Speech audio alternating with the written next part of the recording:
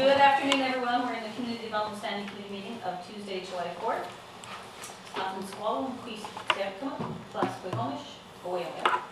Welcome to the Squamish Mission Traditional Territory. The agenda in front of the committee, for motion to approve, moved by Councillor Kent, seconded by Councillor Elliott. All those in favor? Opposed, if any, motion carries. There are minutes from the June 6th meeting, moved by Councillor Elliott, seconded by Councillor Pryor. Any errors or omissions? Seeing none. All those in favor? Opposed? Motion carries. Is there any business arising from that? Seeing none. First up, we have our BC Transit Agreement and Service Expansions, and I'll pass it over to Dora. Welcome back. Thank you. Thank you very much. Same to you. So good afternoon, everybody. I am Dora Gunn, the Sustainability Coordinator with the District of Squamish. And with me today I have Lisa Trotter, who is the Senior Regional Transit Manager with BC Transit. And Lisa has a presentation for us today, and I have one slide at the end of the presentation about the annual operating agreement. So I'll hand it over to Lisa. Welcome, Lisa. Good afternoon. It's nice to be here again in sunny Squamish, and I am happy to be here to present a few items today. I have a brief outline here, so I'll be covering some topics around the annual operating agreement and the transit service agreement. A follow-up on the September 2017 expansion. I was here previously with one of our planners to talk about the upcoming expansion, and we've got further along in the details now. And new buses coming to Squamish, and also the 3-year transit improvement program expansions. We're just going through that process again this year and are looking forward to your feedback. So the transit agreements, there's been a bit of a change this year. So the transit service agreement, the TSA, will serve as a principal overarching agreement. This will be replacing the master operating agreement we had in the past. So the master operating agreement, we didn't revisit every year. It was the overarching document that was signed and went on in perpetuity as long as we were providing transit for Squamish. And then every year we have the annual operating agreement, which incorporates any changes recommended based on expansions from the previous year and any changes to costing through the operating company and all of those sorts of things. This was all based on a recommendation from an independent review panel commissioned by the province. And the idea was to take the 3-party agreement and turn it into a 2-party agreement. So the new transit service agreement will only be an agreement between the District of Squamish and BC Transit, and no longer includes the operating company. The annual operating agreement will also be an agreement between the District of Squamish and BC Transit. And then we have a separate agreement, that's the service provider operating agreement, that is between the operating company and BC Transit. But it does specify in that document the service areas that they must provide for. So this was mainly to take away some confusion around people seeing things that weren't necessarily things that they needed to participate in. Also for us to be able to put in more language into the operating agreements about what we expect from the operating companies, and also to remove some administrative burdens. So in some circumstances we might have one operating company that's serving several districts. We can incorporate that into one document for the operating company. So those are the basic changes to the agreements this year. In terms of your annual operating agreement, the revenue hours reflected in this agreement are the annualization of an amendment for 58 extra revenue hours this year for traffic and congestion. This annual operating agreement is only for base service, so the expansion that's coming up in September, there will be an amendment made to this agreement when we complete that process. The 2017-18 annual operating agreement captures revenue forecasts based on actual performance and related fare assumptions. The BC Bus Pass program revenue has been adjusted to reflect a 7% client withdrawal as a result of the 2016 changes. Some of you may remember that there was a change to the way BC Bus Pass was administrated. People could decide to opt out of the Bus Pass program and just get more cash as monthly income if they had a disability. So we expected that there would be a certain percentage that would opt out of the program. The operating costs reflect the contract agreement of a 1.6% labor-related lift, and variable costs have decreased by 1.2% in the annual operating agreement, and that's just due to the number of statutory holidays that fall in this year compared to last year.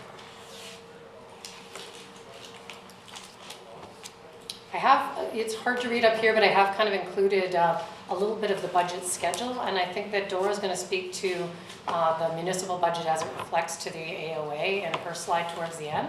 But you can see I've captured total revenue at the top, total direct operating costs, total operating costs, and then the net local government share of costs for both conventional at the top and custom in the bottom, and this would all be in your annual operating agreement package that you have there. And I think the costs reflect fairly similarly to previous years. Now, I think I'll maybe just pause and see if there's any questions before I go on to September expansion. Sounds good. Any questions, Councillor Scott? Can you explain a little bit better the 7% climate withdrawal from Yeah, bus passes? absolutely. I mean, we didn't really have any data to go on when that first happened. So the 7% was taken from what we saw in the first couple months of withdrawals. Now, people, if they do have a BC bus pass, they would just continue on unless they decide to physically opt out of the program. But if they do that, then instead of getting a bus pass, they would get more monthly income. And this was just in order to be fair to people who maybe didn't have transit in their area and were eligible for these sorts of benefits, that they would have that ability to choose. So once we saw a month or two of this in the system, it looked like it was about 7% withdrawal was what was happening. So we reflected that revenue decrease in the annual operating agreement. Does it coincide with our raising of revenue? Like raising the bus prices? The raising of bus prices hasn't actually been captured in this annual operating agreement, as it doesn't go into effect till September 1st. It'll be a part of the amendment when we do the service So going expansion. forward is- Absolutely. Can you just describe what the BC Bus Pass is? BC Bus Pass is a bus pass that people with a disability are able to apply for. And it used to be that they would get a bus pass and that was their option. And some people rose that as being something that they thought was unfair if they didn't have a bus in their area or had other means of transportation. So they're now able to opt out of that program and have additional income added to their disability income. So is it statistically significant, 7%, or was that sort of what was expected That's what we've seen on average so far opting out of the program. in Squamish? Overall in BC, Okay. yeah. So is it, can we figure out how much it is here? I can certainly go back and get details. We have to work with the Ministry of Social Services to get those details for you, but I certainly can. Yeah, because, 7% is interesting, but it might not be an indicator of anything here. No, and I think we'll know more as this year progresses and be able to give you better data subsequently. Thank you, Councillor. I actually wonder if it's going to be very much worse here, because if I was in that situation, you have a choice between getting $52 a month or taking the annual bus pass and paying that $52, and our monthly adult pass is $39. So it actually doesn't make sense. And our original assumption was that it was going to be a lot higher. When we were in the budgeting process before the AOA, we had assumed a lot higher, and then we went back to look at what the numbers were telling us, and we're surprised that it was quite a bit lower than we anticipated. So it's the best information we have to date, and we'll continue to update you as that changes, and I will look into the specifics We around the really community. did understand how it really impacts our population. Absolutely. Thank you, understood. All right, well, So September expansion, we presented this slide when we were here last, and what we were planning to do in the expansion was to improve core service transit network during off-peak periods between Garibaldi Village, Brennan Park, Rec Center, and the downtown Squamish area. Our hope was that service frequency would be increased to 20-minute frequency, and you'll see in this slide I have service frequency of approximately 23 minutes. And the reason for that is we found that once we dove into actually doing the scheduling and we came here and did ride checks with the operating company, we found there were some buses that were already running behind schedule because of increased congestion since we did the Transit Future Plan. So the service recommendations last time were taken from the Transit Future Plan, assuming that everything was still viable solutions, and we just found that there were some runtime frequencies that were off. So we've used some of that to kind of address some of those issues, and that meant that we can only get 23-minute frequency.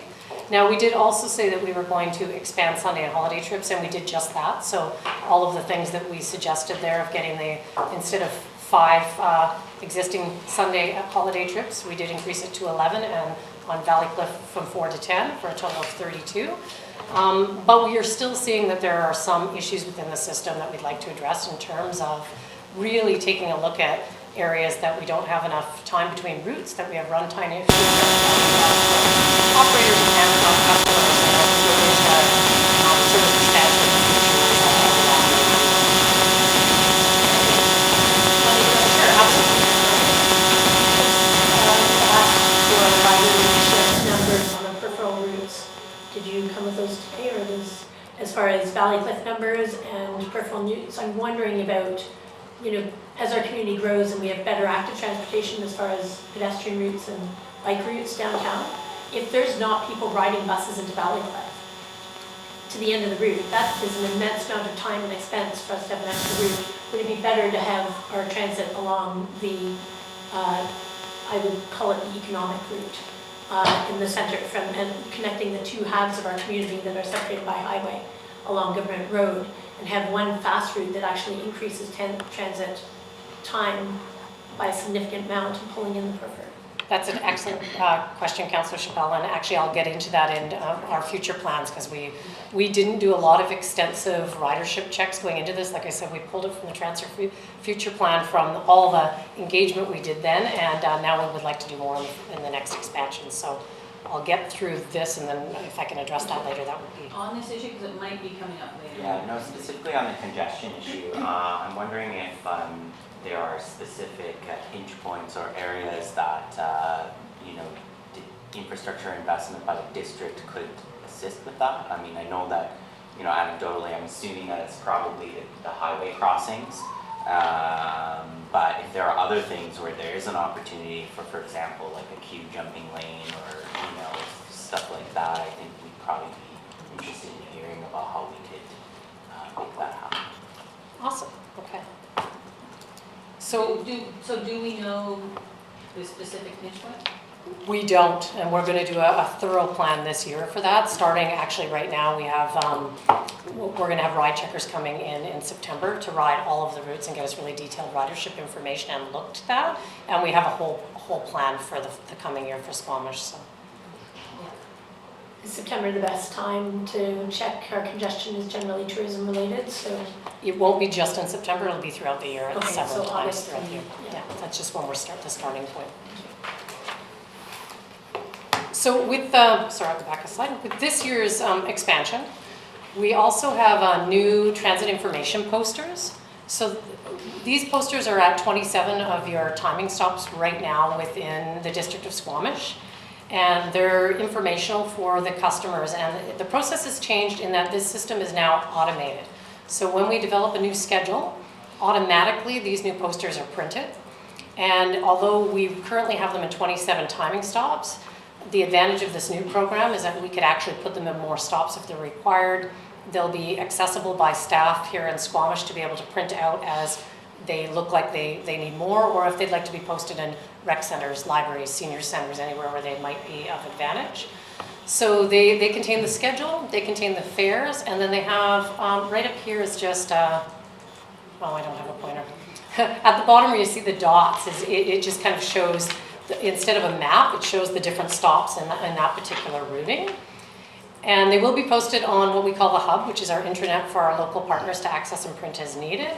And then we'll still be able to, at a few of the stops, have a big map. And if we want those printed and installed, I've written there's an installation cost for the frames of $475. But the transit information posters will be coming with the September expansion, and they will be standard across British Columbia.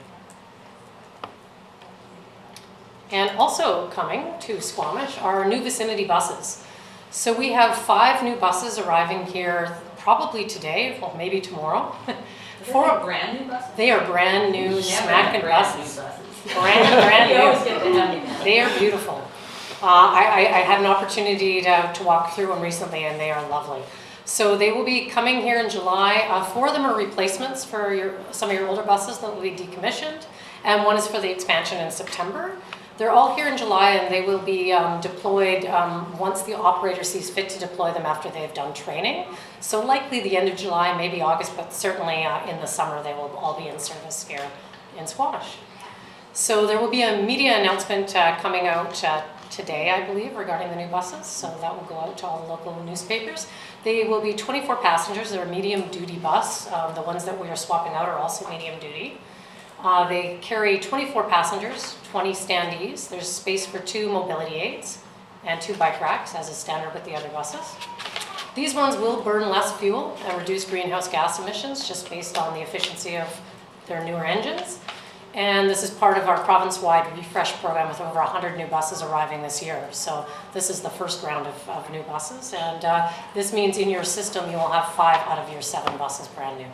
And the 2 that are not new will be the spares. So you'll see them in service when the others are having their regular maintenance.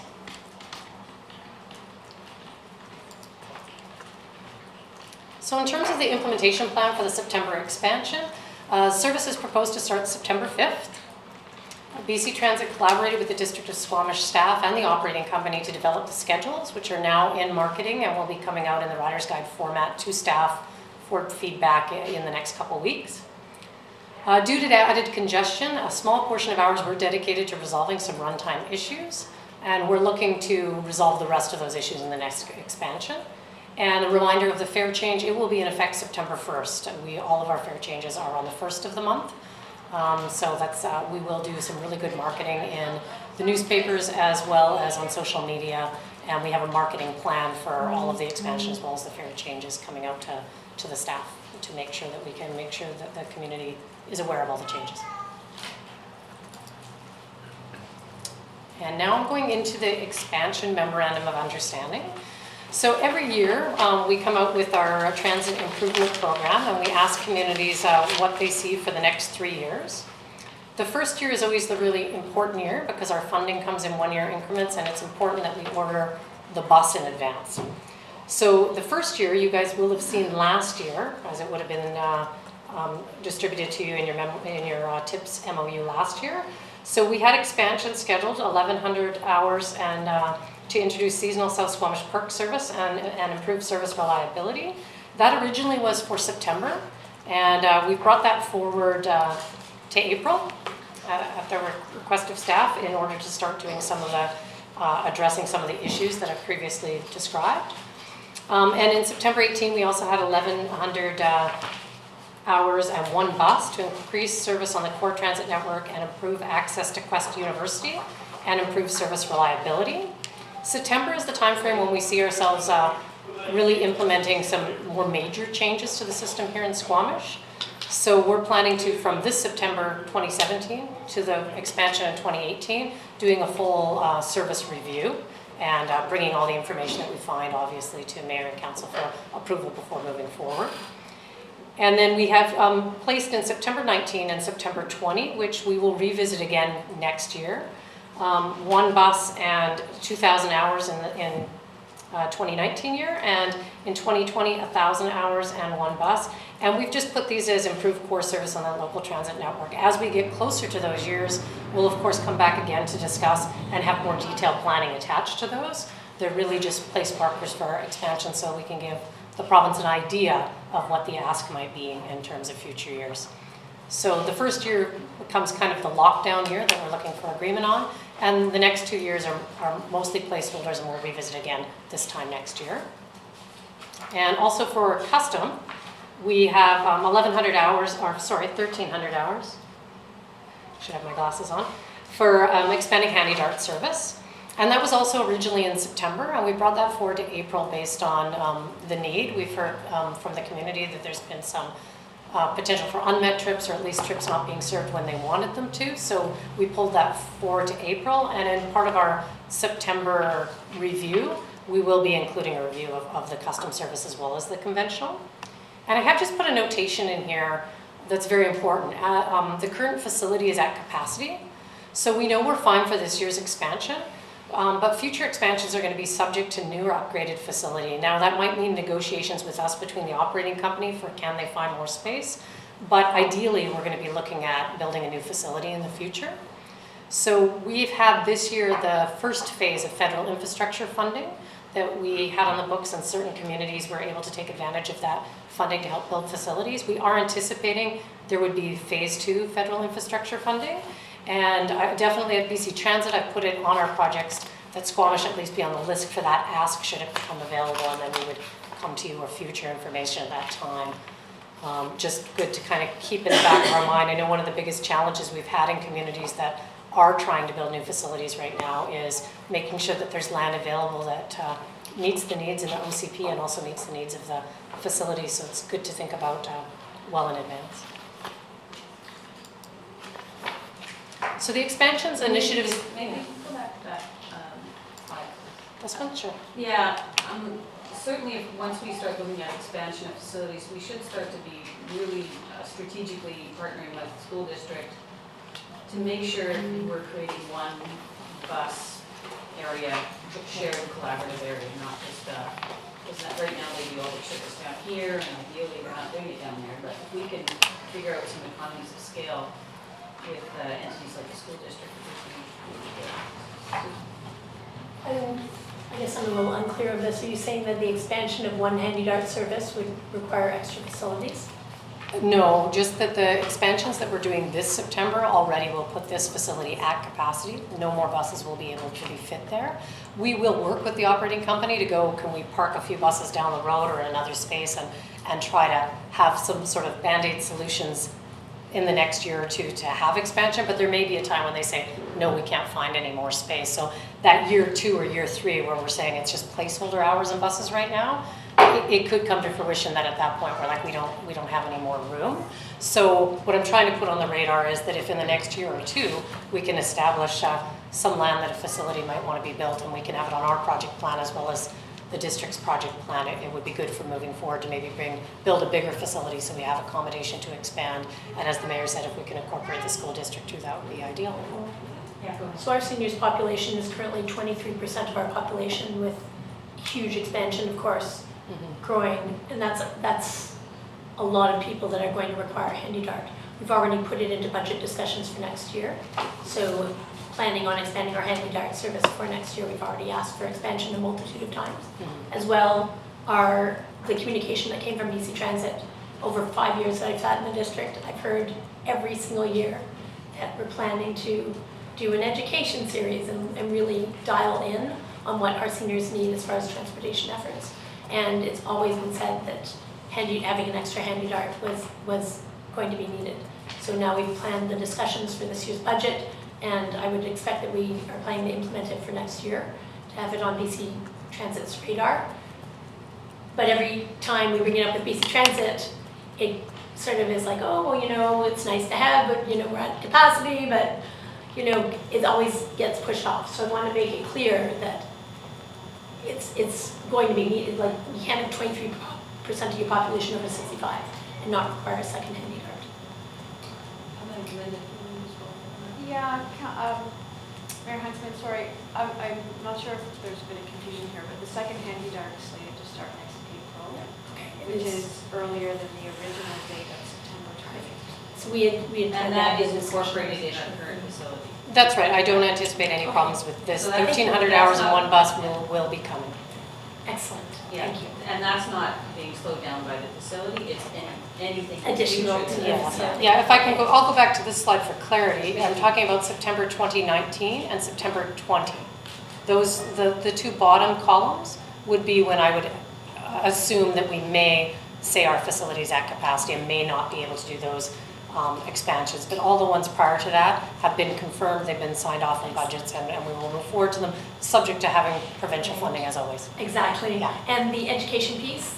The education piece, this will hopefully be incorporated in the September service document that I'm just about to go into, kind of what that's going to look like. So maybe I'll move forward to that. Specifically for handy dart, it was asked a few years ago, and BC Transit said they were going to provide pamphlets and do a little bit of education around our senior center and the areas that, because currently there's a lot of barriers for people signing up because they just don't believe it's a good system to work with. So we were going to start with education to see if the numbers came up, and then see about adding another handy dart. And then now our population numbers have grown, but we still haven't done that education piece to really understand barriers. Well, that's a very good point, and I'll definitely make sure that we incorporate the education piece I'm fairly new, so it's the first Right. I've heard of it, so I'll go back and make sure that we do incorporate that. But definitely one of the things that we are going to be doing as we look at doing this bigger change coming up for September is getting out to do public consultation. So that might be a great opportunity to come out to some of the senior centers and see what their needs are and then do some education as well. Right, this was very specific, Pam, led some very specific education for the seniors, not. I'll look into it and get back to you then. Thank you. Awesome, Jason. Okay, and then just on the facility plan, is it the transit buses and the Handy Dart, or do they share the same facility, or does Handy Dart have its own?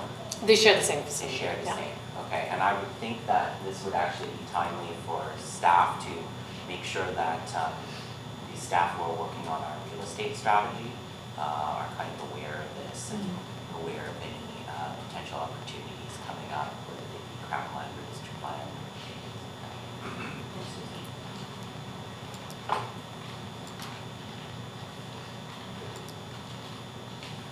So on to the September 2018 expansion. So in April, we do have an expansion, and we have the expansion of Handy Dart and one component of the expansion that we're just going to implement as is. But for the September 2018 extension, that's when we really see ourselves having the timeline, because it takes about 1 year for us to go through the full process of doing all the ride checks, of doing all the public consultation, of coming back to present our findings, and to get a final service discussion document and implementation plan together. So that's what our plan is this year. So this will be starting in September 2017 for the 2018 expansion. The first step being ridership counts, which we'll do several times throughout the course of the year. The great news is the new buses that are coming have automated passenger counters. When they come, they're not going to be active until we get them hooked up to the software, but we do anticipate being able to use them at some point. But until that point, we're going to have physical people out doing ride checks several times throughout the year to make sure that we have the right information on the ridership. We're going to come out and do public consultation based on the findings from the ridership counts. Our planner will put together a plan of what he thinks needs to happen with the routes. To Councillor Chappelle's point, maybe it's looking at a frequent transit network and how we run the routes currently, and whether or not we have the right amount of frequency on the routes that we currently have, and if there's indeed areas that aren't serviced that should be. Once that recommendation is made, it will be put out to Mayor and Council and staff to review and look for changes if needed. And then eventually, upon agreement, we'll come up with an implementation plan for the September 2018 expansion. And all of this work will include both conventional and custom service. So there will be a review of the custom service too, and a discussion document and implementation plan for custom. Although the custom service is going in April, we'll still want to vet how it's working and what areas we might still be missing to give the best and most efficient service to people in the community. And ultimately, in September 2018, we want to increase service on the core transit network, access to Quest University, and to improve overall reliability of the system. Did I miss it? Did you talk about the seasonal south part already? It was in the April one, and we just we're not planning to do a detailed document regarding that. We're putting in it as it was from the Transit Future Plan. So if I go Okay, back. and can you refresh my mind why we chose to start with the southern route versus the northern seasonal route up to the lakes? We had proposed something about 2 years ago that Minister Stone all of a sudden kiboshed on the day we were going to. I would have to go back and get additional information on that. Yeah. I'm happy to make a note and come back to you on that. I'm just wondering what the rationale was south versus Yes. north and why not both. Do you remember? We were going to go up to the lakes. I mean, the lakes are just horrendous traffic, car parking issues. A lot of people are local too, so. I recall discussion on both north and south, and for some reason south got prioritized over north, and I honestly don't recall what that I rationale suspect was it has at to the do time. with totem hall and delivering employees to the gondola. But I'd like to really understand the rationale in terms of really understanding the benefit of the south versus north. Absolutely. So that we're We'll go just back making and the right decision there and right investment, and it could be we want to do both. And this, when you say seasonal, it's for May to October, or how is, what's the season? Can you just specify the month? I don't have it specified, but it could be, Okay. I would have think, whatever serves the community best. So we can say May to October, we can say Okay, May so to that hasn't September. been determined It's yet. flexible, it hasn't been determined as yet. I believe there was a document created some time back that did define the months, and my recollection is June to September, but honestly, I'm not 100% sure about that. I think it's in our transit future plan, and Levi Megenbir, our planner, was supposed to be here today, and unfortunately, last minute couldn't make it, so I'm sure we have the details, so I'll get them back to staff, and we'll make sure that we review that to make sure that it is what is wanted. And really, the ask for the first year is we're trying to, by August 1st, know that one bus is the appropriate ask, because we need to order the buses by mid-August.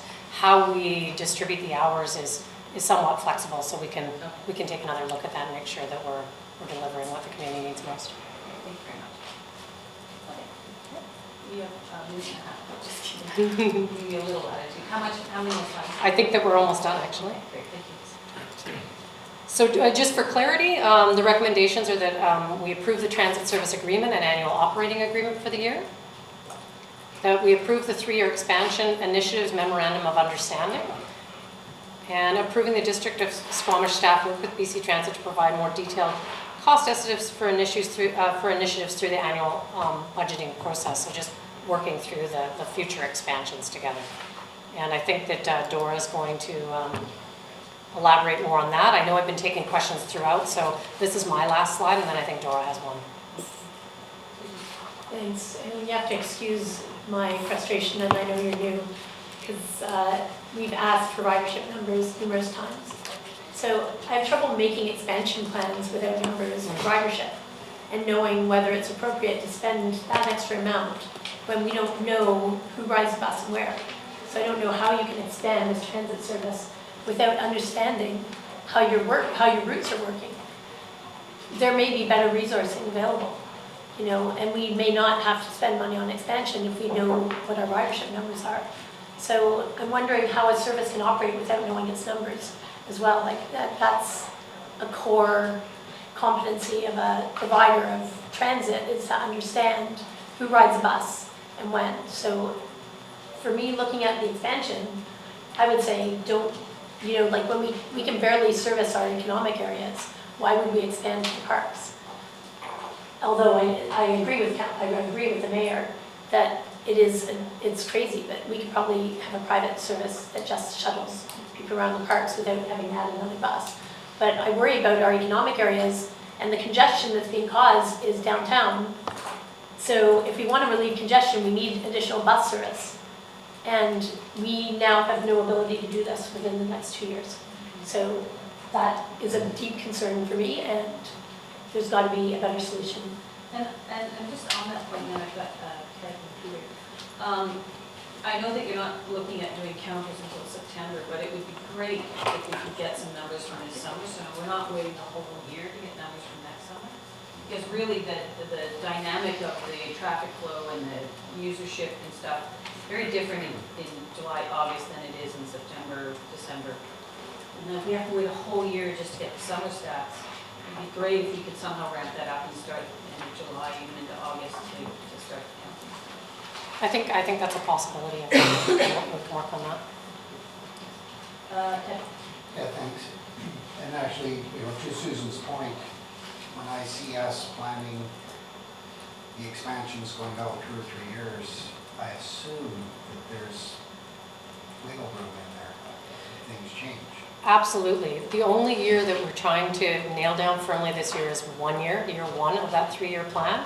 The province just likes to have an idea of what we think we might need for the next 3 years, but we really just work on an annual basis. So I'll be back here next year again talking about year 2 and 3, and likely with ridership data from the new automated passenger counters on the new buses. Get a part? It'll be great. I agree, we need to have that And there's information. projection data that gets infused into that based on some new developments and some different density in different places, so, thank you. And to the point of the ridership data, you were saying it was software related? Yes, the buses are coming equipped with it, but for our software at BC Transit to be enabled, they said it would be within the 6 months of getting the buses that we'd have that enabled. And we also have for this community, we're on the real-time technology project, which is spring of next year, which is really going to enrich the experience and the amount of data that we have as well. But it's just a little bit of a waiting process. It seems like we're almost And every year it gets pushed out. Yeah. We thought we'd be there almost a year ago, but everything got kind of delayed for a couple of years. Any more questions? Don't see anything, so there is a motion from council. Oh, sorry. Oh, yeah, Dory, you have one more. There's one Yeah. slide. Okay, Yeah. go for it. Sorry about that. So my slide relates to the annual operating agreement, 2017 to 2018. So I think Lisa already mentioned that this is for the base costs only, and there will be an amended version coming to us in August, which we'll bring back to council in September. The base costs this year are similar to base costs in the last several years. It goes up and down a little bit every year, but we're fairly similar. And also we have sufficient funds in our budget for the 2017 portion, both for the base costs and for the expansion. So looking good. Okay, so in Appendix 1, in the report, it shows the 2016 April 3-year expansion plan. And I remember specifically in the discussion, we had talked about exploring service improvements to Brackendale as well as express bus service between Garibaldi Village and downtown. And I noticed that that's no longer in the revised agreement or the revised expansion initiative, and just wanted to know why that is and what the intentions are with that. Because for me, I know that one of my really big priorities is I think that where we are adding density and we're adding a lot of new residents, and also given the demographics of the neighborhoods of downtown as well as the Garibaldi Estates, Garibaldi Village area, those are still, in my view, underserved in terms of frequency. And I think we're so much on the cusp of grabbing a whole bunch of new ridership that, sort of the people who can choose, right? They say, oh, do I want a second car for my family, or am I going to have one car and rely on transit?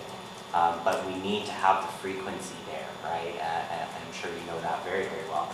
So I was looking for, when I had discussed this last year, was hoping that we would have a budget item that basically told us, okay, if we want downtown to Garibaldi Village with, 20-minute service frequency, what does that cost? 15-minute frequency, what does that cost? 10-minute frequency, what does that cost?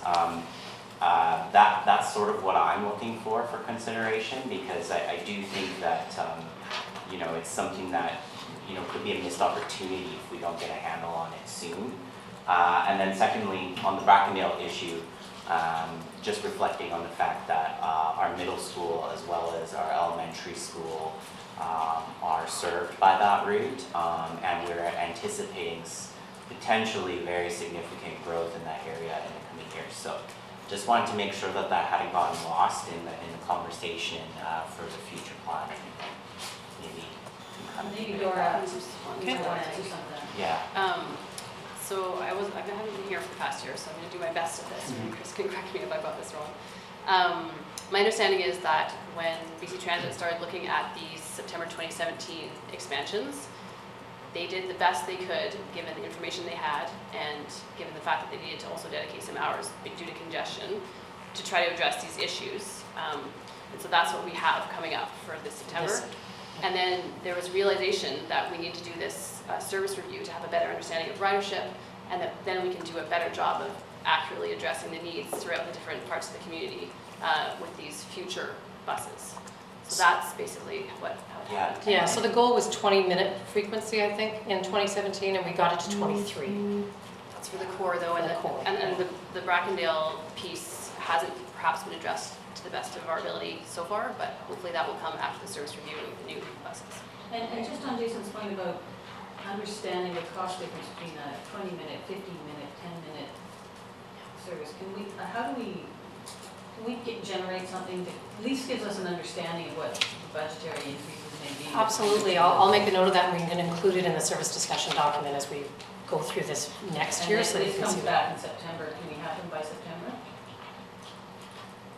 Well, the amended contract comes back in September, correct? For the expansion that we're doing this September. Yeah. But if we For could- these frequencies, they'll probably be put into the service discussion that goes on between 2017 and 2018. Yeah, I think it'd be really good to get some numbers, even if it's just, if we're going to 10 minutes, 15 minutes, 20 minutes, and then we can start incorporating that in our budget Okay. discussions and our 5-year financial plan. We'll take that back to our planners and see if I can get that back to staff. Okay, follow And just, yeah, and then, so my other comment on that would be that, because I did see that in the year 2 expansion, this idea of expanding frequency up to Quest University. And I'm not necessarily sure if that would be my priority, depending on what some of the other options are. And just reflecting on the fact that, you know, Quest University is very remote. And just wanting to know what the actual potential ridership numbers are, and if we are going to do, I don't think we do a U-Pass program with them, right? Not yet, we've talked So about it. if maybe we kind of explore and we give Quest the option, like, will you do a U-Pass program where, you know, there's some revenue coming in? And then that might be an opportunity for them to look at what is the interest in terms of the student population, because I know that they do operate their own shuttles, you know, I don't know how well that serves the need, so, and then also reflecting that all of the students live on campus, so there's no commuters in that respect, so, yeah, I think that those are sort of some of my feedback about. Yeah, and just on that very brief topic, Susan, anytime I talk to students from Quest, that's the number one thing they talk about is bus delivery, but I think it would be predicated on if we can get some sort of guarantee or U-Pass system in there that really sets the system up for good usage. I think that would be the tipping point for me, but that is the number one thing that students say to me. Is because there's no store up there, there's no very few services, so they're down a lot. Yeah, I would agree with Jason on that. I prefer the density addressing what our core needs are, which is making sure that our density has the option. We've reduced parking. We have to have an option to get people around. So along our core government road corridor, which is our transit corridor, I'd like to see service go to every 10 minutes. And I think that would remove so many barriers to shopping, to, you know, the weather issues. It would just be, I'd rather see our expansion go into a core as opposed to trying to service every little need on the peripheral of our community. And when people choose to live up there, and you know, the university was put up there, but it's also a private university with its own bus.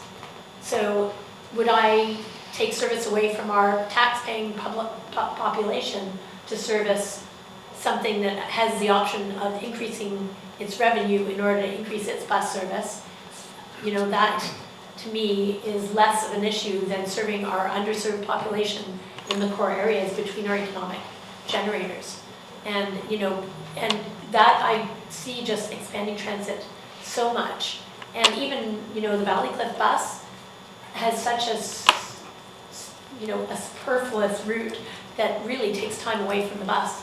And I, you know, and it's you know, observational data that I don't see any people riding that bus. But, you know, Brennan Park and all our density areas, if we could get appropriate service in our upcoming year and just pull in our service and give it a go, I think our transit numbers would go up immensely and make our system much more efficient at serving our densely populated areas. And a few-minute walk into an area. We need the data to make those decisions, and I think that's all of council wants to go in that direction, Yeah. make it more, you know, really service. And I think that's why we left the year 2 and year 3 very vague, is so that we can get that data and come back and make some good decisions, Yeah. so. Anything else to add, Councilor Scott? No, thank you. There's just one last thing that I want to mention, and it's the, especially for the downtown area, if just put on your radar, there may be some unexplored revenue opportunities for employer sort of sponsored or employer administered passes.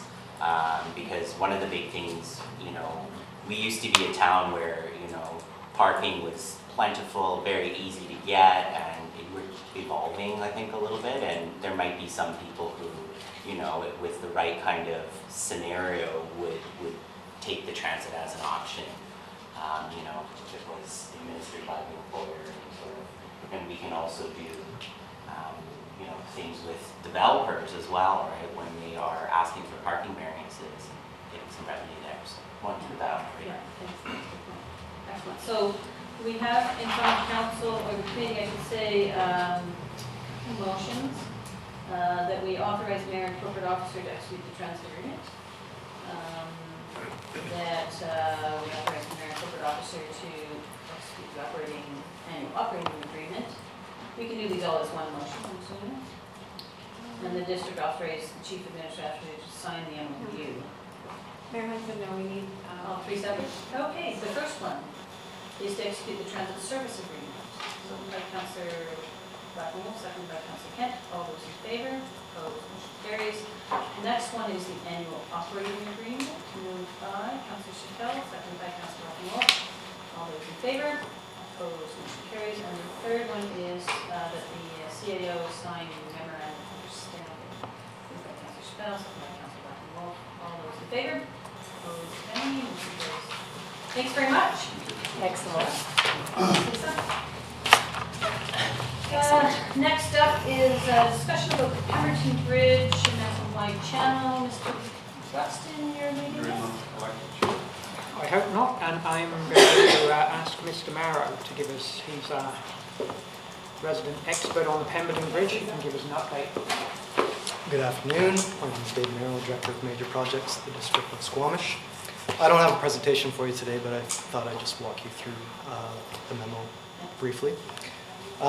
So basically the purpose is to update you on the potential future Pemberton Bridge that goes from Waterfront Landing to downtown, Pemberton Avenue that is.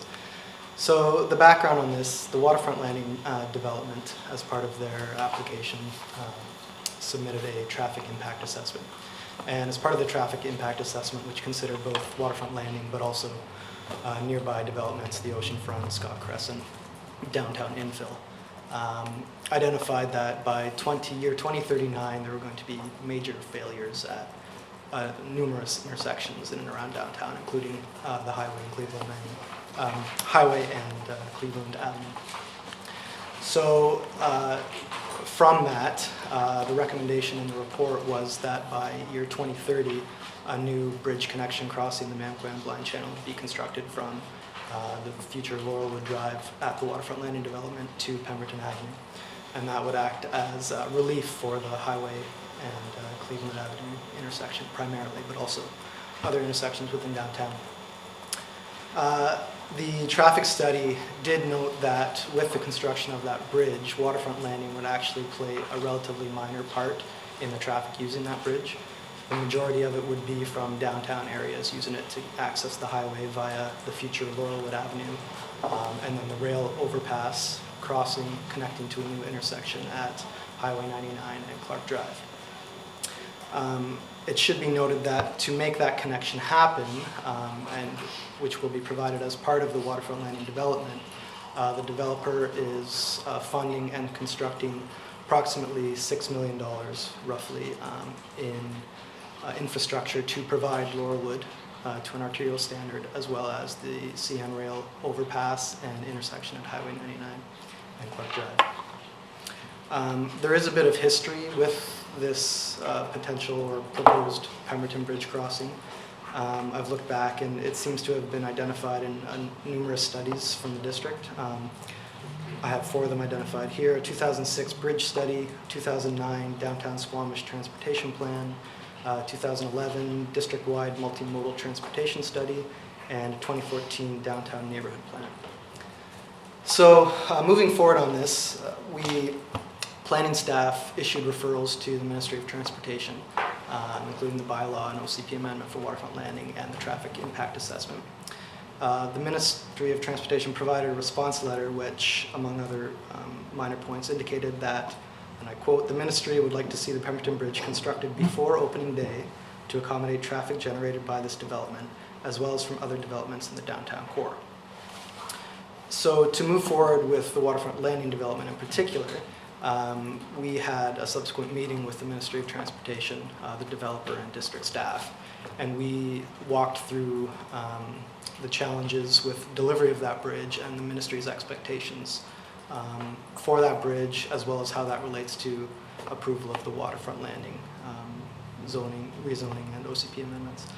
It was a very constructive meeting, and essentially we came out of it with the ministry expressing their desire to have that bridge constructed to relieve pressure on the intersection, which already is there and only will get worse over time, but that their intent was not to block the development.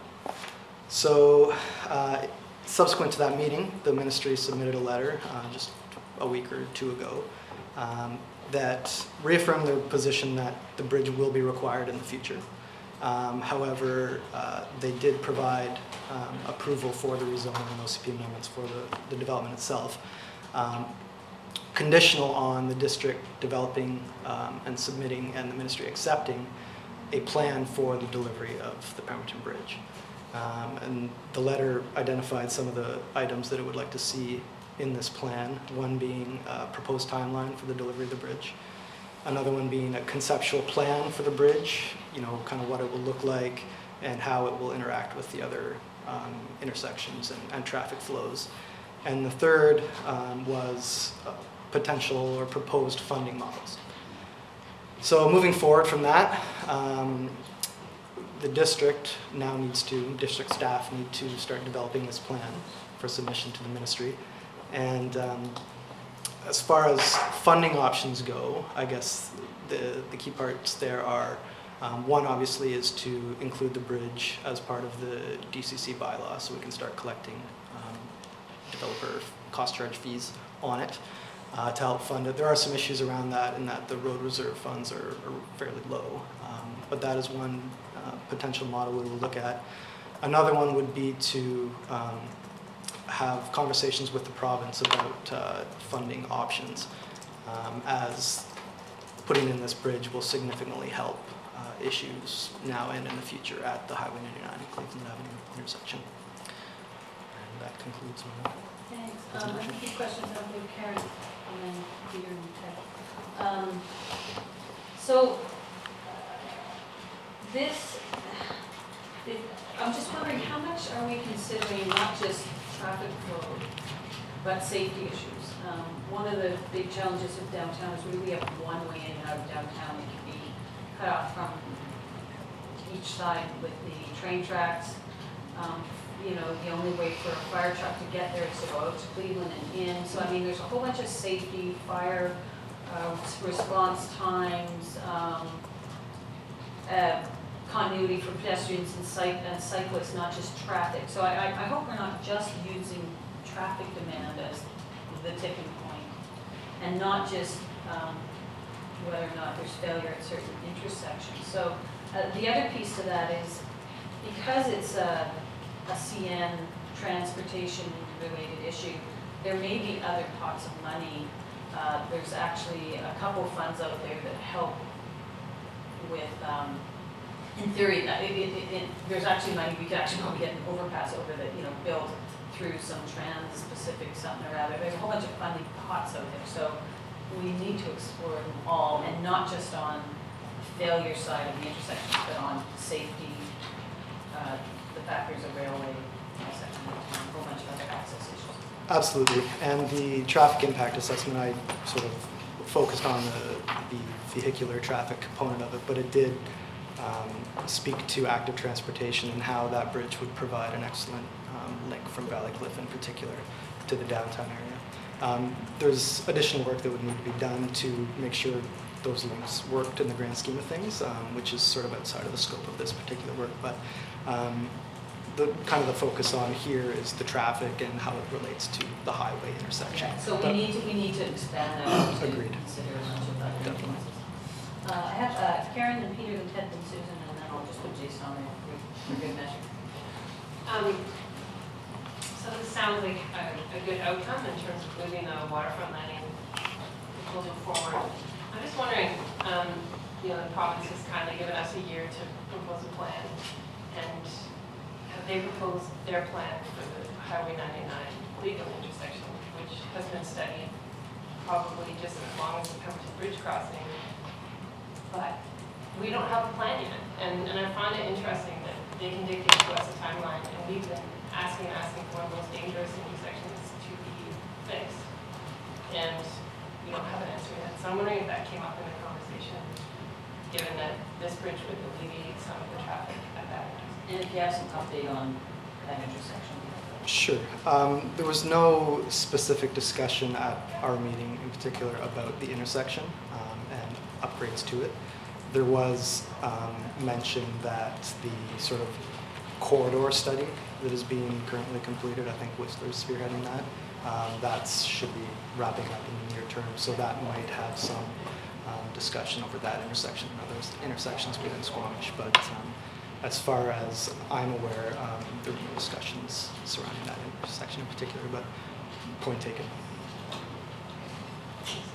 Yeah, Karen's point, that goes a long way, a little quick, a meeting on us, saying where we'll get to it. But anyway, my other point was that at present day, we know what the cost of that bridge might be. I know it's a ballpark figure and shot in the dark, and I'm just curious as to what the dollar figure might look like for that at present. Yeah, I don't have a figure in front of me. It's One of the year.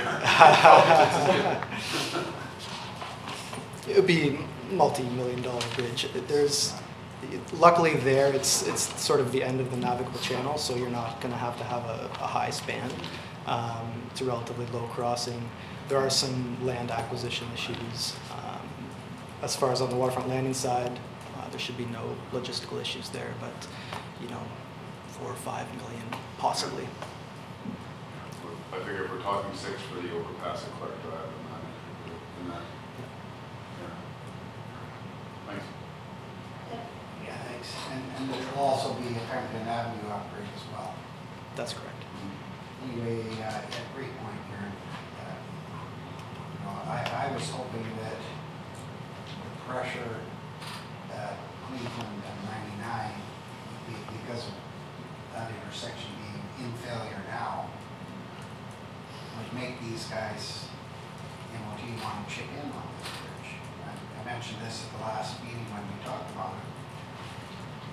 And it looks like they've kind of left the door open for some kind of funding. So I'm wondering if we're going for any grants or any kind of specific grants that, they say, that we might look elsewhere for funding. And as far as the DCCs, there isn't much left in the DCC downtown bylaw for quite a few years. So what will we do? Come up with the meager little amount of DCCs we can muster up and then go to the province for the rest? Is that what the idea is?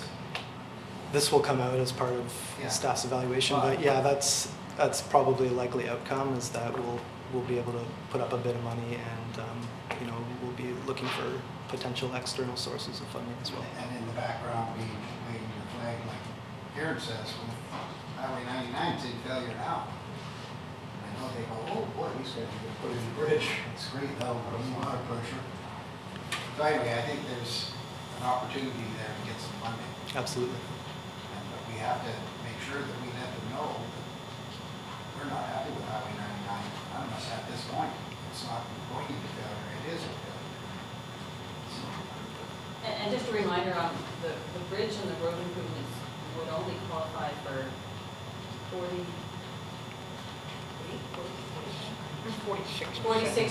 of DCCs, and the municipal portion would still be 54% of the cost of the project. But but in the letter here, it says, talks about. I'm just clarifying what is already the municipal technically, and that's where we'd be looking for a significant amount of funding from other sources to. Yeah, that's right. It says that the district should seek opportunities for additional funding sources to expedite delivery of the bridge, including but not limited to the DCCs. Yeah, you don't have to read it, Ted, we all have it. Yeah, okay. Well, I'm just saying that.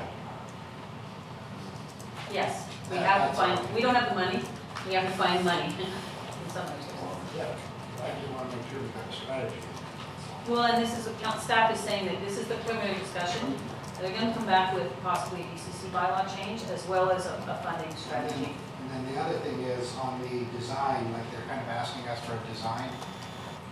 Would we or could we get BOSA to do that preliminary design, being that they have all the staff and they're going to have to be paying some development costs? Can we get them to do the preliminary design for us? They will have to do some level of preliminary conceptual design for it.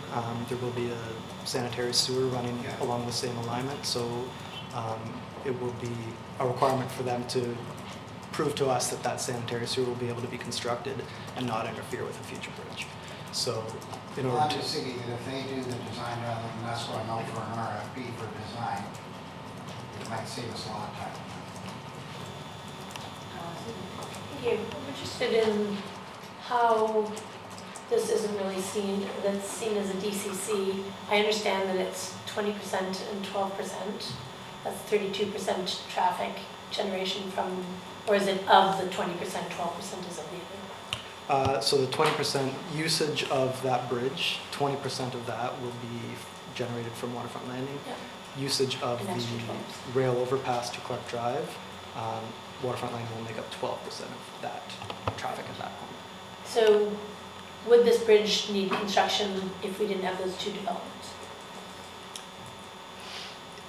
I would have to say yes. I don't have a concrete number, but as Waterfront Landing is a relatively small part of the larger development scheme in the area, and as Councillor Pryor noted, that it's the intersection of Highway 99 is already close to failure, as well as some other intersections downtown. Right. With the additional pressure from those developments, I think it would be required. So it's not our, it's not our issue to fix Cleveland to 99. It's the provinces. So that intersection being dangerous, the fact that we have to rebuild an intersection should be completely provincial and developer built. It shouldn't involve the district and DCCs. Those two developments plus the failure of the intersection because of the addition of 32% extra traffic generation from two developments does not mean that it makes it a DCC project.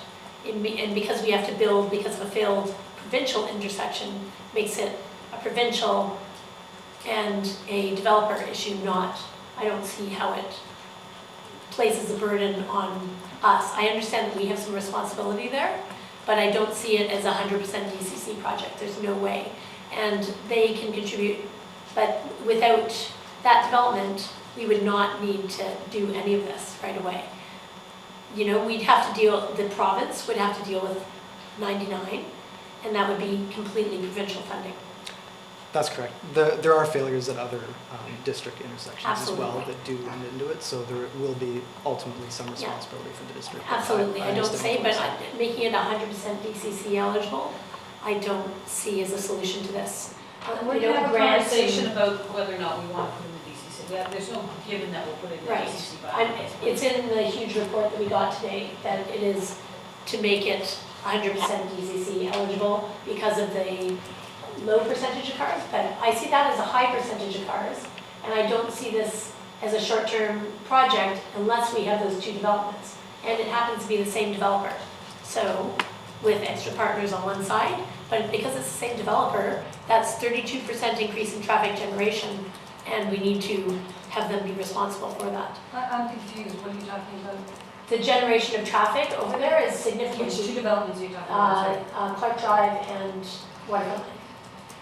Oh, Scott Crescent. Yeah, I'm not sure Scott Crescent is gonna feed into this, but anyway, because they can't actually get it's been over top of the, at Clark, yeah. not at Scott. Anyway, I don't think that's been contemplated. The Scott Crescent one isn't part of this. It should be, because they have to come around Clark, that's how they get onto the highway.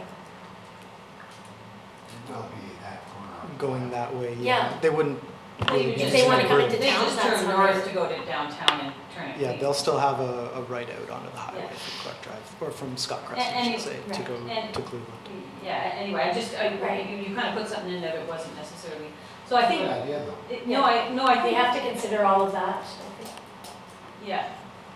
The other thing we have to consider, I've said it already, is fire response times, and Absolutely. the fact that our downtown is cut off when a train sits there, even if it's 5 minutes. So I mean, it's not just, Yeah. extra demand put on by Waterfront Land. Absolutely. And I'm not arguing for the DCCs or not, I think fundamentally, and I'd like to understand exactly how it would work with the DCC bylaw, but let me just finish this point. I think fundamentally, we look for external funding predominantly, and it could be we tap into some of the CAC funds that we've collected, it could be we tap into a whole bunch of infrastructure programs with the feds, with MOTI, with CN. There's a whole bunch of pieces that I think we can cobble together. I'd like to understand if we don't necessarily, so the formula, the DCC bylaw is another entity in and of itself. But if we add this to the DCC bylaw, are all our rates going up? Is that how it works? Yes. And so we don't have those numbers in terms of what the rates.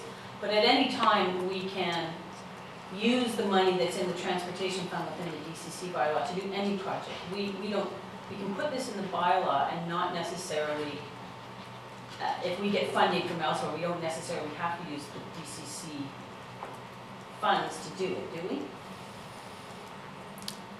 And is there a timing issue with when we put in the bylaw in terms of figuring out some extra money? I don't want to speak to this. I think if it is in the DCC bylaw, you would need to use the funds for the project. But I don't know if Gary wants to elaborate on. But, I mean, let's say, for example, we raise our rates a little bit, we collect for this, but in the meantime, we get 99% funding from other sources. Then we don't need to use the DCC funds, we can use those for other DCC projects, is that correct? That's correct, Mayor Heintzman. So the DCC bylaw is kind of a fluid document. So the projects go in, I can only draw from the reserve as long as those projects are in. But if another funding source comes along to that project, we can reduce the amount that we pull from the reserve for any projects in there. And to that point, if we go back and amend the DCC bylaw for 2017 and add this project, it's conceivable and possible that other projects are also coming off that we might have had other funding for. So it's not necessarily a slam dunk that the rates would go up. They would only go up if that pool of projects continued to be the same plus that project.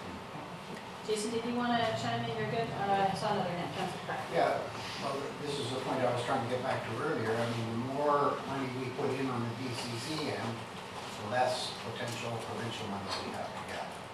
So if we bend over backwards to get this into the DCC bylaw, as big number as we can, we might lose some government funding. A quick question, how much would engineering on a bridge like this cost? Depends on what level of engineering, I suppose, but for the purpose, are you thinking a detailed design, or are you To the thinking point conceptual? where we can actually go out and look for funding. I see. You know, you'd be in $100,000 likely. And just, you know, waterfront landing is still in the process of it's public hearing, coming up. But should we decide of their $1 million to CACs to take $100,000 and put it towards detailed engineering, we can theoretically do that, Linda? I'm sorry, what was that? If we chose through the CACs, I think it's a $4 million CAC program-ish with waterfront landing, to take $100,000 of that, to get them to do the detailed engineering design now, so we can get ourselves set up to leverage infrastructure dollars, MOTI dollars, CN money, or whatever other funding mechanisms sooner rather than later. That's something we could include in. I believe so. I wouldn't want to commit to it necessarily. Yeah. I can't think of it, I just want to make sure. Yeah, I mean, CICs are negotiated, so I believe it. And there's a general amenity piece to the CAC, so it's just a matter of when those, so that might be worth a conversation about.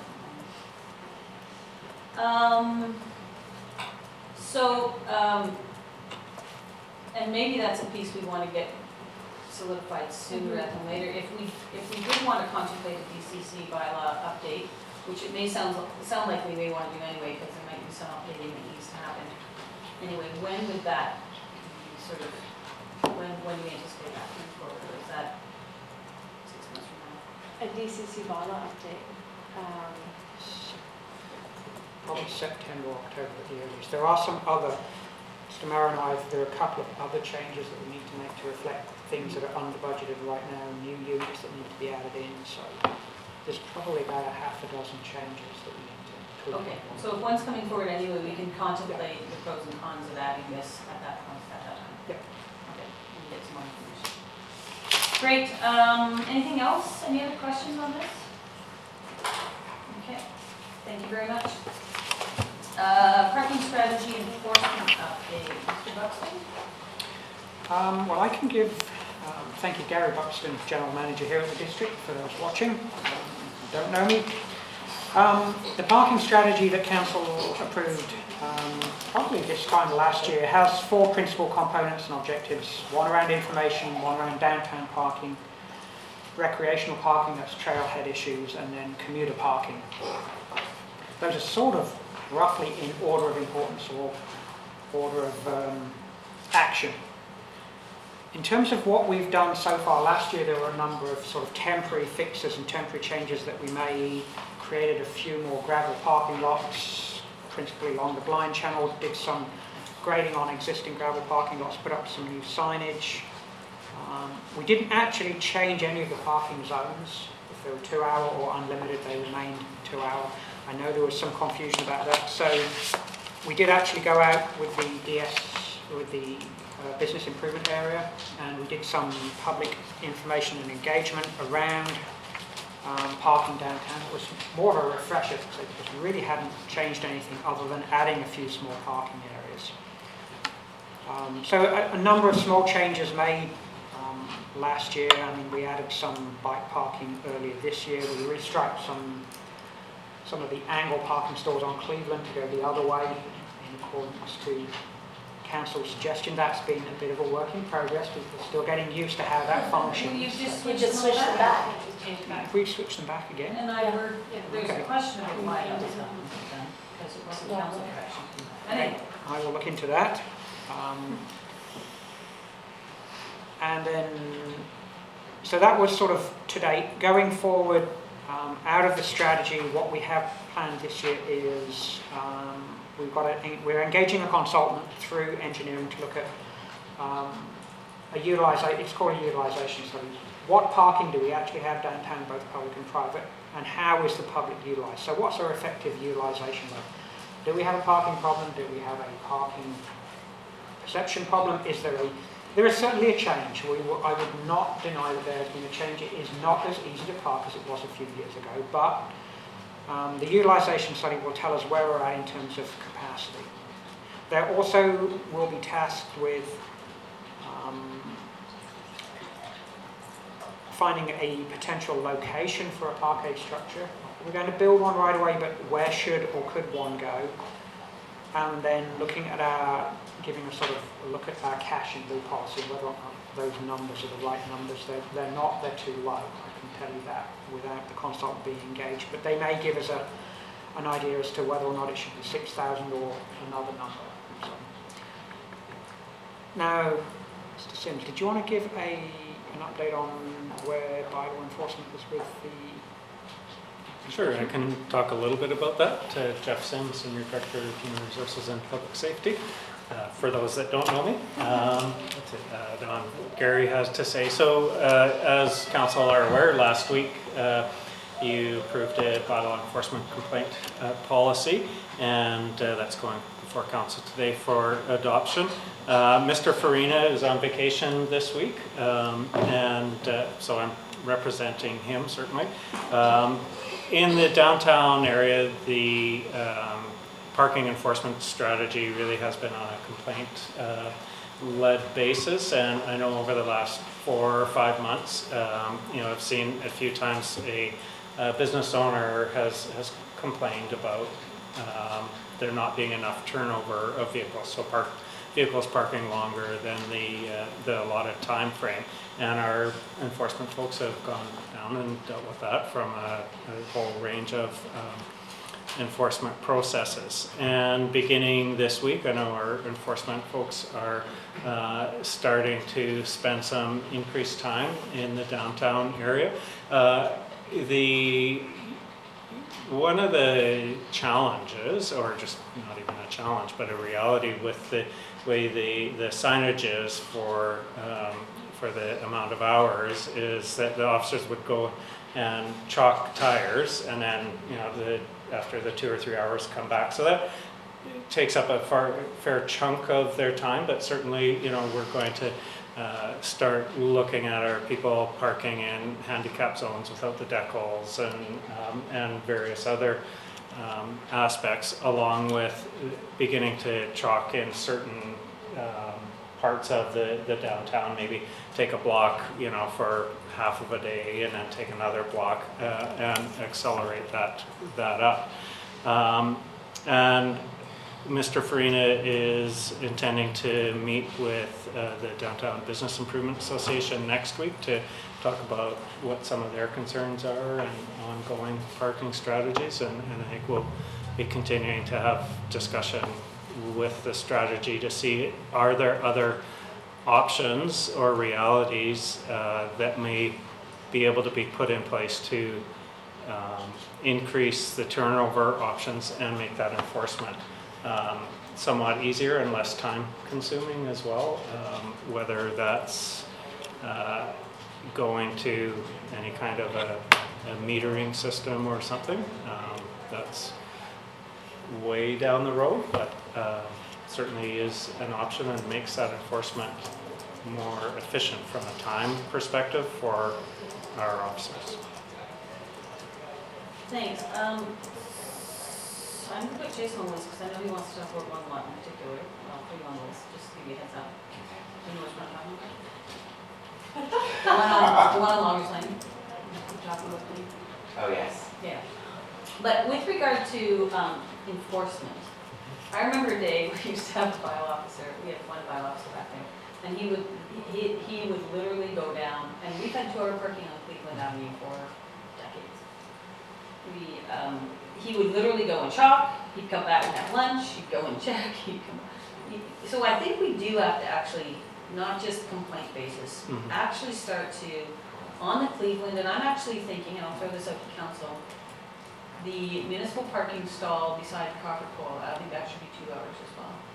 And if there's employee parking from the Cornerstones building or anywhere else, the new parking area we did at the end of Main Street is empty most of the time. That's where long-term people are sitting in their office for 8 hours a day. That's where they should be parking.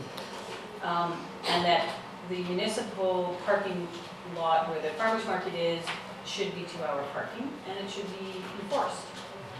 Cleveland Avenue and even good chunks of 2nd Avenue should be 2-hour parking, and it should be enforced. Until we start enforcing it, people will simply not do it. So very clearly allocate where long-term employees are parking. They may have to walk a half a block or a block to get to the car. And make sure that we are really focusing in on the priority parking for disabled and or maybe electric vehicle if we want to go in that direction. But I really think we have to start enforcing it, and I think a lot of Buxton Cornerstones needs to be 2-hour parking. I'm looking for council's thoughts on that before I go back to Jeff. Yeah, I agree with the increasing limits, and I might even suggest that, I don't know if it makes it too complicated from an enforcement perspective, but the off-street spaces be 3 hours instead of 2. I don't know if that's, if we double it, I don't know, maybe 4, then it would coincide with the loops that they're doing to chalk. But just saying, because that'll still get rid of employee use, but then, somebody really, sometimes people want Lunch and shopping. yeah, and then, but on street, definitely 2. But again, maybe targeting Cleveland first before we get on some of the side streets, because I think that's more where a lot of our retail businesses are that need that turnover really quickly. And while I have you, the thoughts on the parking stall, the parking lot beside Coca-Cola. Oh, Coca-Cola, like 3 to 4 hours. Yeah, that's so. The higher. I want to just focus in on this one, get some comments on this one, and we'll go to other topics in a minute. Yeah. Yeah. Sorry. It looked like you were going to talk about something else.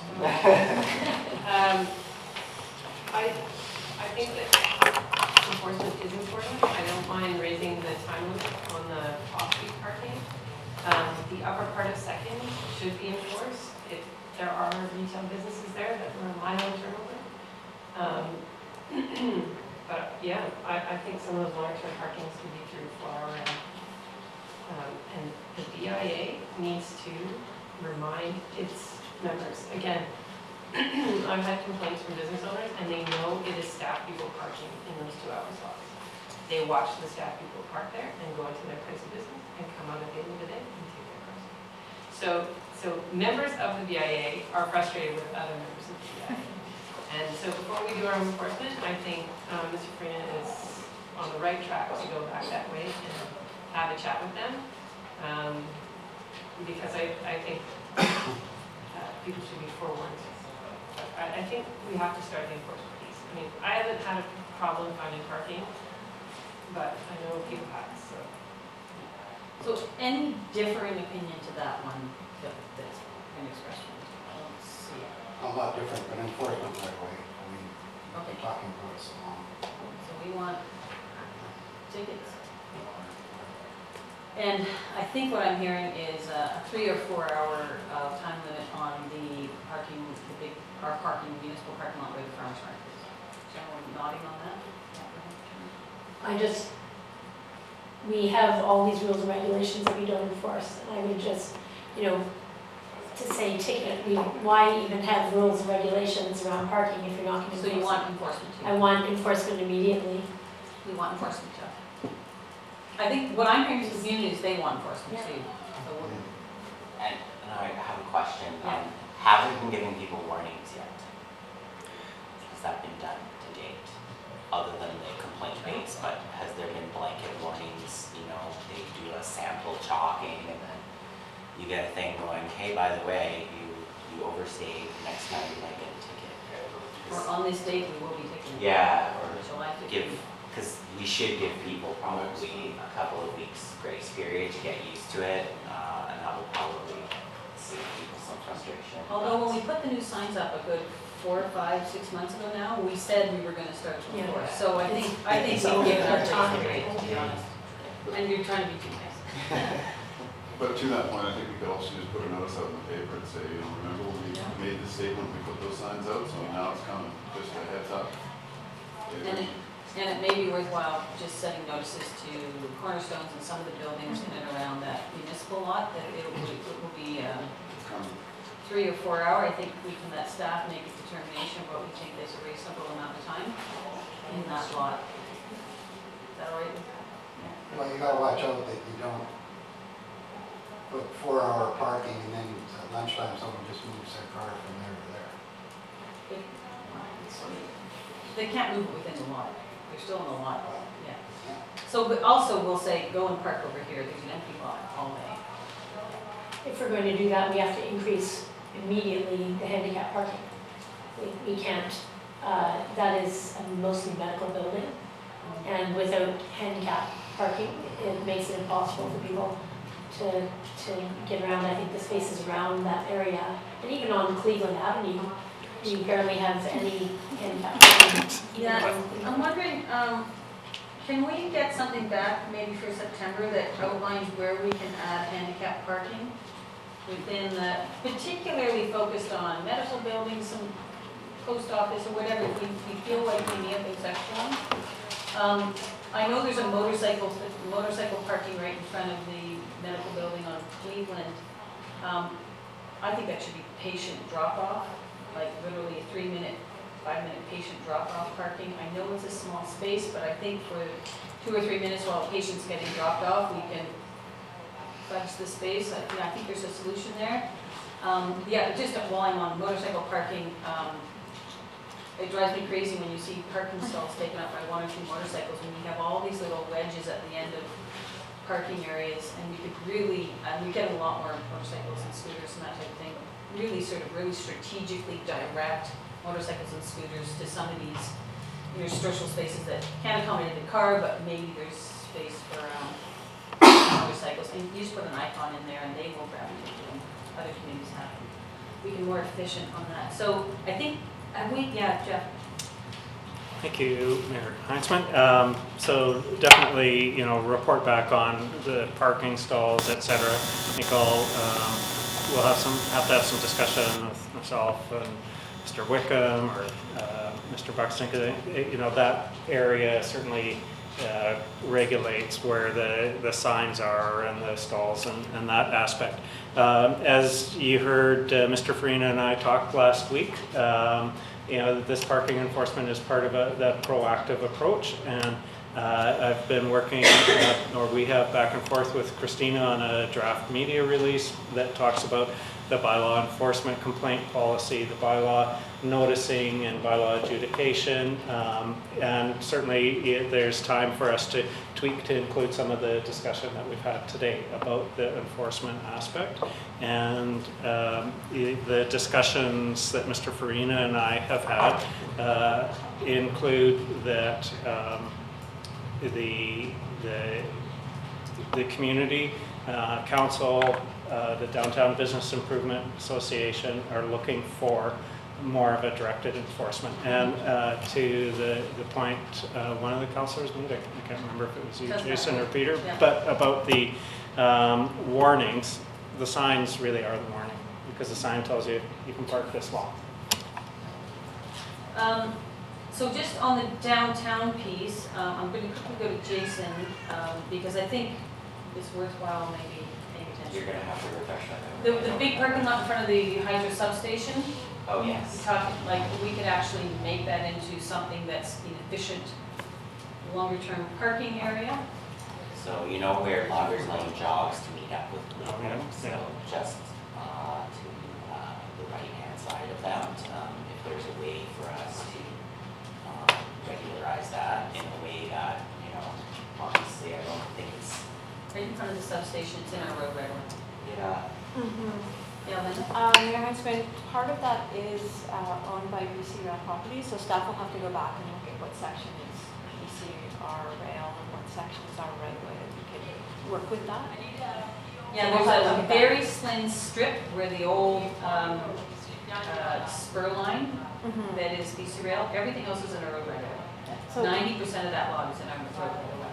So staff can look at that for sure. Yeah, and I'm thinking similar to what we did at Smoke Bluffs, the Adventure Center gravel parking lot, create some sort of regularization so people aren't just haphazardly parking, and make it so that it's got an entrance and an egress instead of just being blanket open, and it's as simple as maybe some mill posts and delineation of some sort.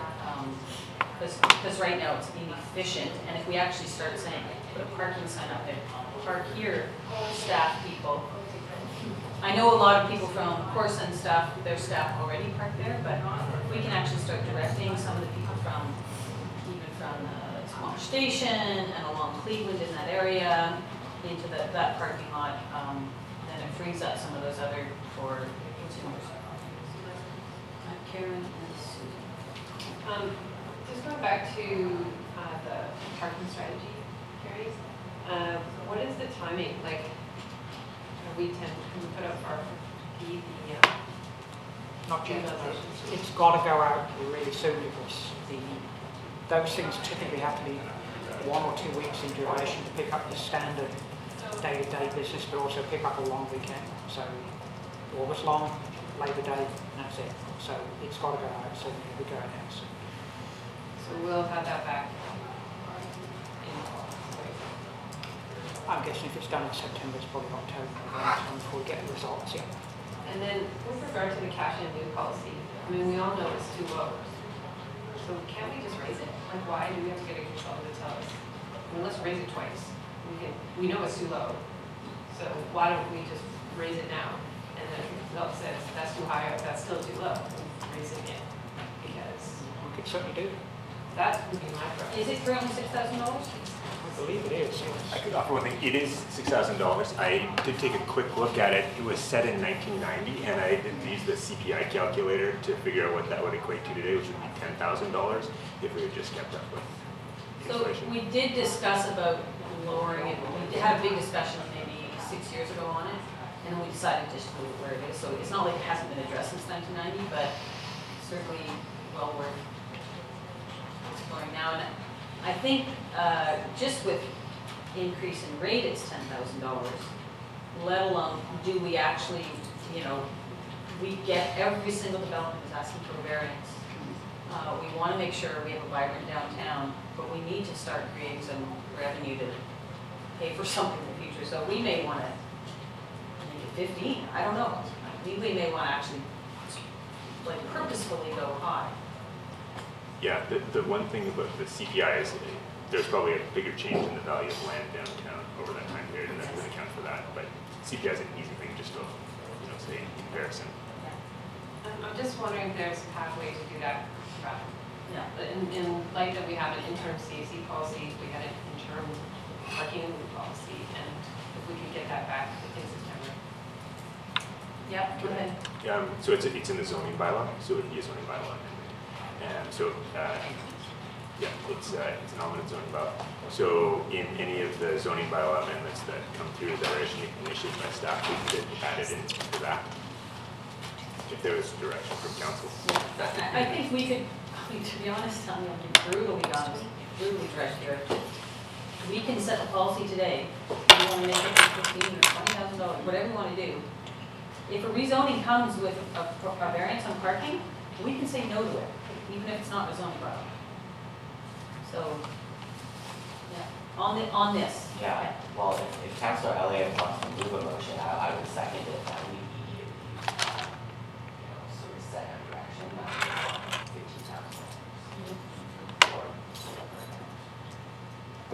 As a starting point, then we can consider something. Negotiations, yeah, I think it's good to send a signal to, and then staff can work it.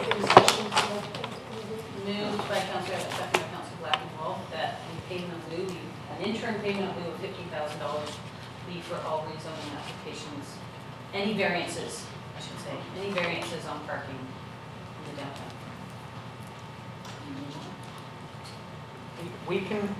We can certainly do that with a rezoning application, but with a DVP, the zoning bylaw would, so if it says 6, it will have to be 6. Except we will just say no to the variance. I think the council is trying to send a clear message to the developers that with this policy direction, there's a clear indication that there may be a no at the end of the DVP. So would the intention with that policy direction be that as part of rezoning, if someone was looking to reduce the number of parking stalls, that they would be contributing through a CAC, that additional money? Nope, it's not a CAC. I'm just thinking of the kind of It's collective. the cost of the, and it's through the rezoning. It's really through the DP that you actually get down to the nitty-gritty of parking. A rezoning isn't talking about parking necessarily at that point. We're not giving a variance on parking with rezoning. Correct, Gary? Correct. And, well, unless they want to adopt a zoning, a new zone that has lower standards than currently Oh, I see. council has. So, Well, we have complete discretion. If that was the case, it's fairly clear how we get to that number that councils.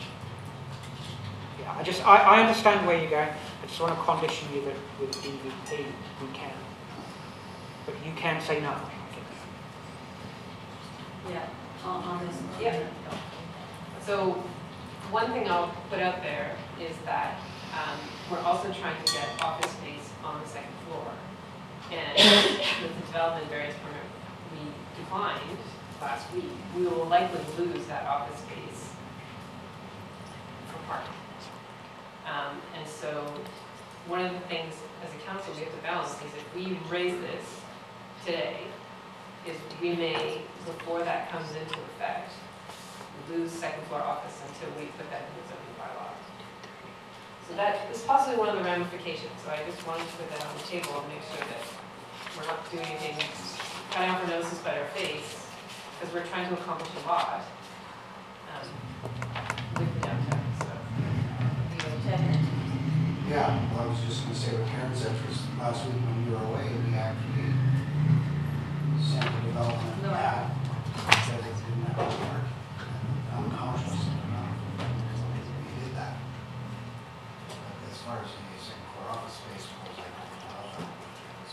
It's an encouragement to put second floor office space. But the one last week was also a little bit different because it wasn't on Cleveland Avenue. Had it been on Cleveland Avenue, it was not required to have any extra parking. And because it was on the second avenue, it was. anyway, he sent it back, looking for more money. Yeah, that's good to know. And if you ask for more employment space, and I can warn you guys as well that, the leniencies and the forced parking in the Cornerstone removed about 3,000 square foot of employment space, tax-paying employment space for 11 spaces, 12 spaces, I think, are in the bottom there. So they have 12 spaces that are barely used because they're underground. And the reserve. yeah, well, of course it is. They'll be used if they start getting ticketed across the street. Exactly, but it doesn't matter, that 12 cars doesn't make a difference in, it's, when you start having parking or perceived parking problems, you have to address them with either building parking, an enormous amount, can't be pieces here and there, it's gotta be appropriate parking, and I completely agree with having paid for parking, and it can't be based on CPV, it has to be based on the value of that parking space as far as square footage in our current real estate market. Because you're taking away employment space, you're taking away tax-paying industry. You can't just say this space is worth $6,000. It's gotta be, how much does it cost in the future to build X number of parking spaces? So 15,000 I think is a good starting, but I wanna see the actual numbers come back and what parking structure costs and how much we have to earn in reduced parking leniencies in order to build a structure. So the motion on the floor is just interim policy being 15,000, we'll do a little more analysis, it might come back higher. Any more on the motion on the floor? I'll call a question, all those in favor? Opposed, motion carries unanimously. Paying the lien, enforcement, So are we enforcement now? Are we going into enforcement now? we will be enforcing. Heard you That's our loud and clear. expectation. Yeah, I didn't know. Was there any other piece of the parking that we wanted to talk about? Just on the history of it, and when the Cornerstone building came in, and I remember you said it's been $6,000 since 1990. 90-something. Yep. And, because I remember that, Maureen was mayor back then, and then I couldn't figure out how did these things get in there, and what we changed, or what was changed, was commercial included wasn't required to have the parking, and that's how Cornerstone put in. No, that's not true. I was on council at the time, when you Well, were how did it speaking. get in? It was 100% commercial building, and they had a 40, Yeah, 46 reduction. whatever the reduction, they asked for a reduction. There was all sorts of scenarios, it was actually the Cornerstones that sort of brought up this whole bylaw again. There was all sorts of scenarios about, at the time we were thinking, because we wanted to encourage development, there was nothing happening downtown. We were actually thinking of reducing it to $4,000 to stall. Is that right, Robin? That's how I remember. So anyway, so that was, and basically there was all sorts of scenarios. They talked about actually buying into a yearly payment plan. Staff at the time didn't really like that because we didn't have anything set up to get parking passes. So we ended up, it was the only development in downtowns for like 15 years prior to that. It's literally the only building at that time downtown. So on Cleveland Avenue. Jesus. So we essentially to get something going downtown allowed for a significant parking variance because it was 100% employment. That was the last of it. Susan. Thanks. Yeah, that's the history of that. I want to talk about, right now, the developers that have had parking reductions are now parking in public spaces. I would like to look at a yearly permit for those, Mario's Park House area, and plus the Solterra development, all those areas in the back there have permanently decided that they're allowed to have cars parked on our municipal land and private land. Some of it's private land as well. But the stuff that's municipal, if that is indeed a permanent parking space because they have second or third cars, we need to be permitting and charging for that land. It can't be free. So that brings up an interesting question because we currently allow people to park on our roads. Yep. Everywhere. It's public land, they're allowed to park there. So I guess, are you asking that it if you're parking over a certain amount of time, that they have to have a permit? I think that if you have cars on a municipal road and you're down in any areas that you haven't accommodated for parking and you're using municipal land for roads, whether we fill in ditches or allow for municipal parking in other areas and create more parking by covering our ditches, which I know is a whole other conversation and budget item. But I think that we are at a point where if we're going to be allowing people that have parking leniencies and then they choose to park on municipal roads instead with overnight parking, that there needs to be a permitting structure in place where you can buy a yearly permit, make it reasonable cost, because that we need to generate income if we're even considering using up municipal land that's not going to generate revenue for parking structure. I think we have solutions to that, but so are you talking about just targeting specific areas that are overused? No, I think in general, if people are using municipal land for overnight parking in the downtown, that's not on their property, that it be permitted, yearly permitted. In front of your house? Yeah, in front of my house. Exactly, in front of my house, in front of the whole area. Okay, anybody on council agree with that? Or speak to it either way, I'm just trying to get, well, we have to wrap this one Briefly, up. I'm not totally opposed to the idea, but I think the question is when, and does it bring in enough revenue to even cover the enforcement costs? Because you do need very significant enforcement at that point for it to work. So I'm just not sure if I mean, it's probably something we'll have to explore, 10 years from now, or, Yeah. when the downtown is more fully built out, because there will be more competition for on-street parking spaces. Yeah. So I'm wondering if we can just direct this back to staff to come back with a bit of analysis on what some of their options may be. And it could be, I know in Toronto, for example, it's not every city, it's cities where there's a significant overdemand on parking. We don't have to patrol 7th Avenue or 6th Avenue. We may have to patrol Bailey Street and make enforcement there. So, but I think at this point, we're not going to make this decision today. Can we get something back sometime in the fall that talks to some strategies on how to mitigate these emerging problems, particularly around some of these denser areas? Can I just follow up with that? I think they all want to follow up with it. What do you? Well, if we're getting money, if we're collecting money to fill in ditches to create parking, I think that's a good idea. Because we do have to fill in a lot of ditches, and we'll increase our parking substantially, because that's coming. BC Rail land along the railroad tracks, I drive by there every day, there's 20 to 40 cars parked on BC Rail land every day right now. And so, Okay, so you agree? I agree. Yeah, Karen and Susan. So the utilization study, I think, will give us some good data, and I'm just wondering the scope of that project. Will they look at high areas like Bailey Street, where people are using roads rather than where they are? So that's one question, is could we use the utilization study to just look at those peak parking areas? I don't know what to call them. The other thing too is that I know in Vancouver, some residential condo buildings allow for day parking because the residents' cars are gone during the day. I'm wondering if our utilization will look at possible buildings where that could be used. So people can come downtown and park in the Mistral building because there's an empty spot there during the day because the person's commuting elsewhere. But then after 4 p.m. it's for residents. So can it look at that? Sorry, now. Chair, and as to the first question, yes, it'll give us the hotspots. It'll tell us that it'll be on a block-by-block basis. This is X% utilisation, this is a Y, this is a Z. So we'll know the hotspots. We know where they are anyway. We'll just know the numbers.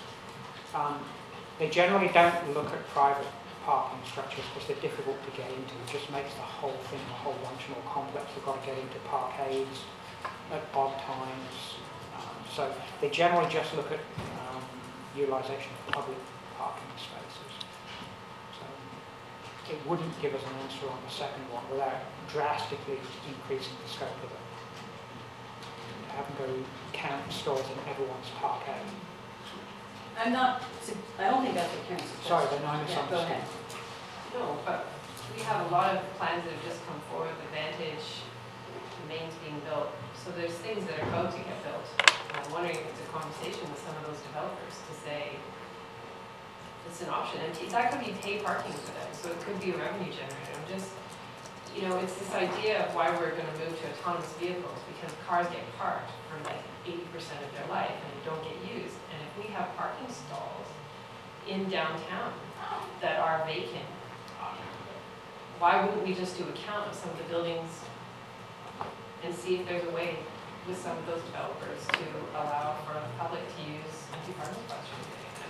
I'm just trying, it's a scarce resource, and if it saves us from having to build a parkade that's this big, because we can use other people's parkades during the day, it's just a creative way to try and not overbuild our parking needs in the short term. A good example is the school district parking lot, our parking lot, empty from, essentially empty from 5 at night to 7:38 in the morning.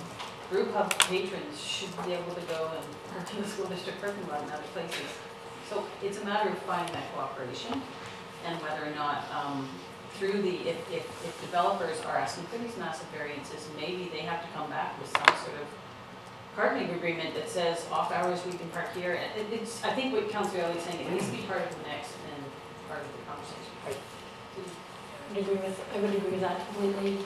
And I think my concern with, we've given variances for all these high density units that have very little parking, and now they're using municipal areas. So that overflow is a problem, and we know it's a problem.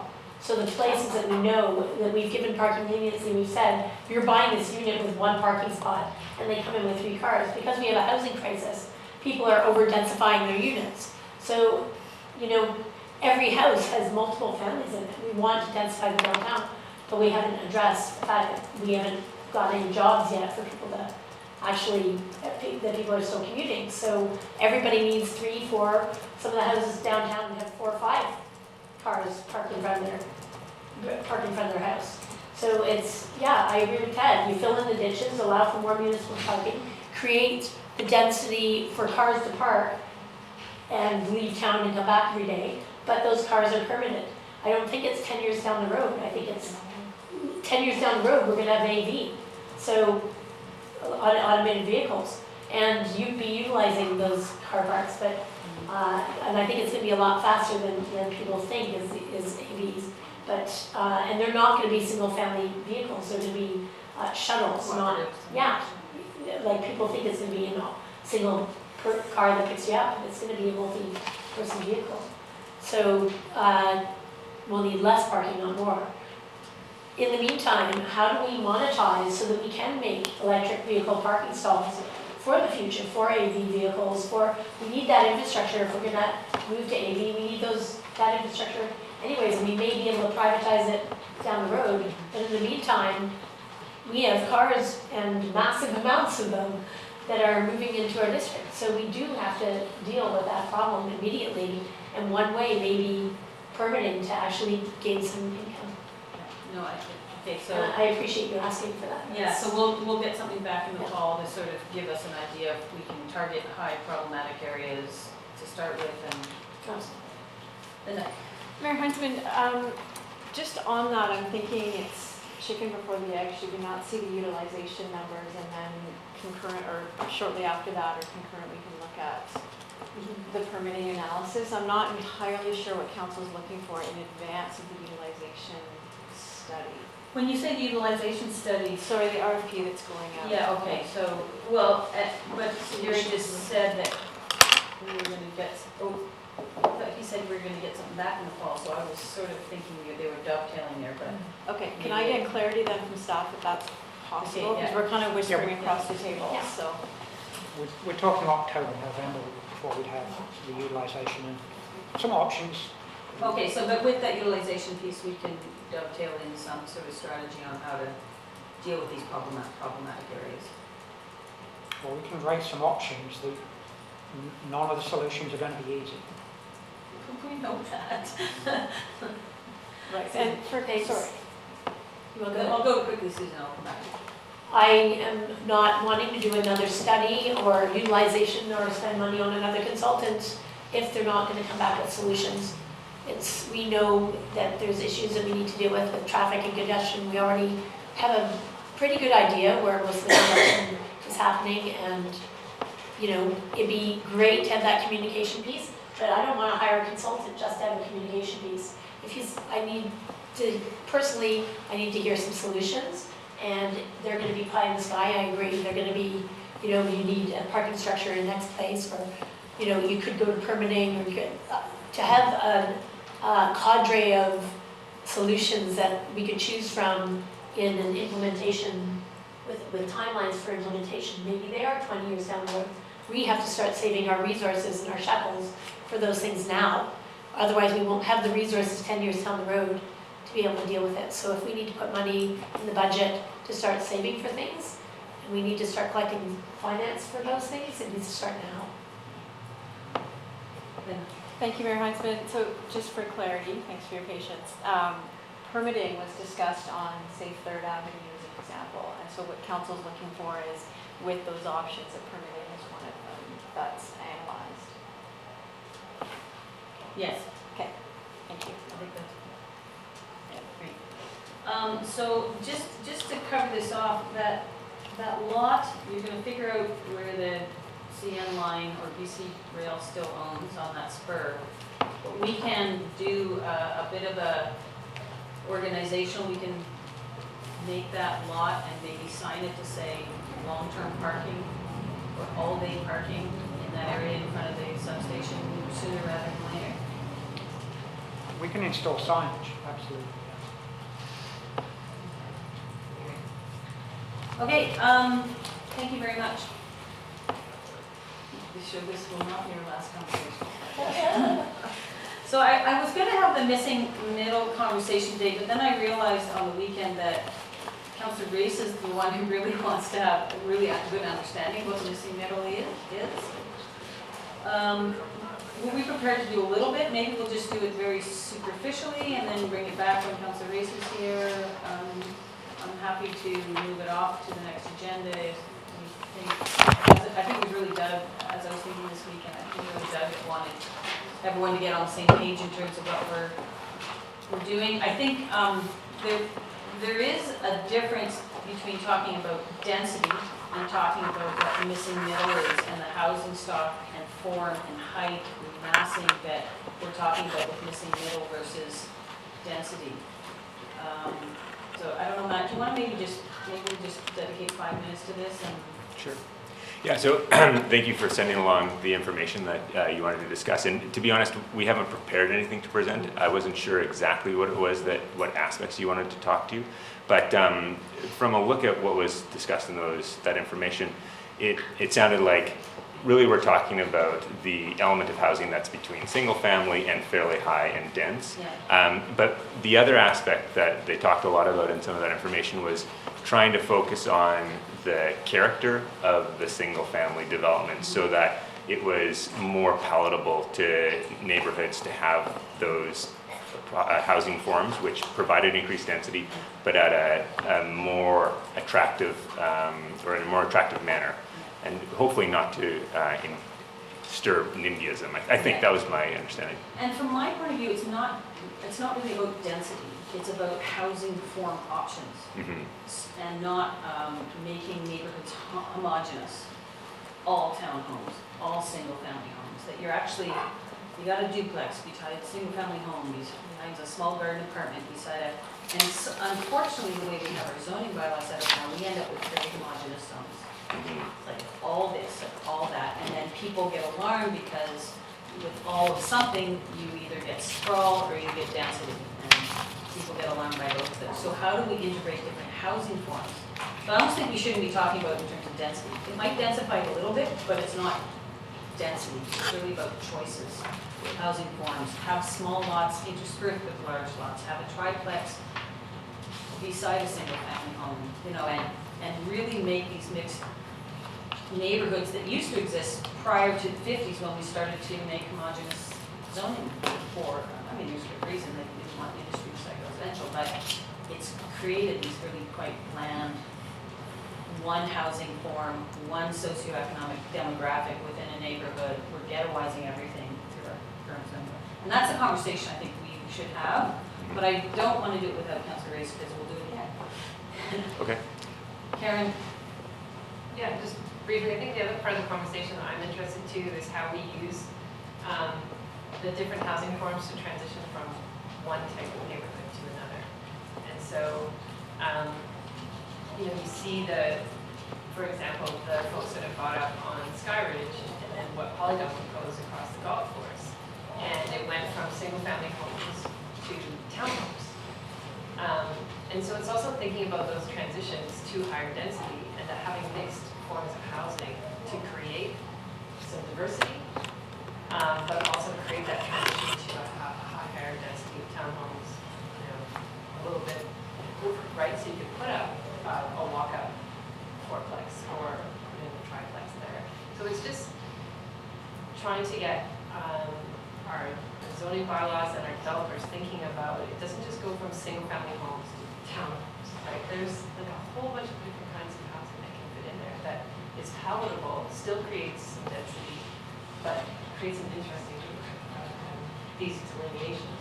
And you don't necessarily have to move out of the neighborhood just because you want to sell your large single-family home and you want to move into a smaller fourplex or something like that. You go to that.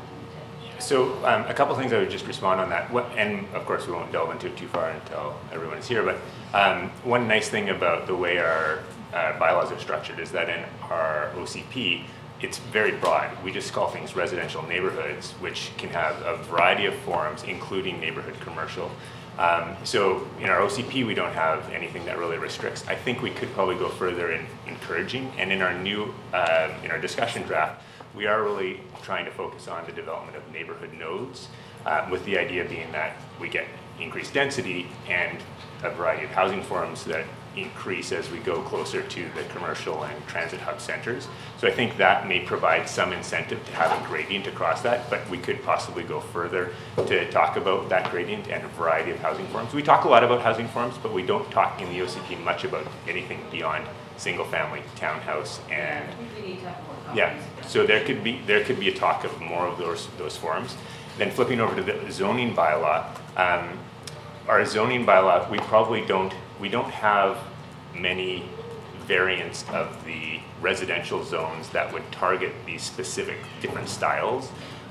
We have multifamily apartment, multifamily townhouse, essentially single family and duplex, and that's it. So I don't know if you perhaps some direction on whether you think it would be worthwhile creating new zones and then incentive structures, or just having them there to try and pique people's curiosity and give developers options. So, Well, I think we're looking for what tools we might have to achieve some of those results. right, okay.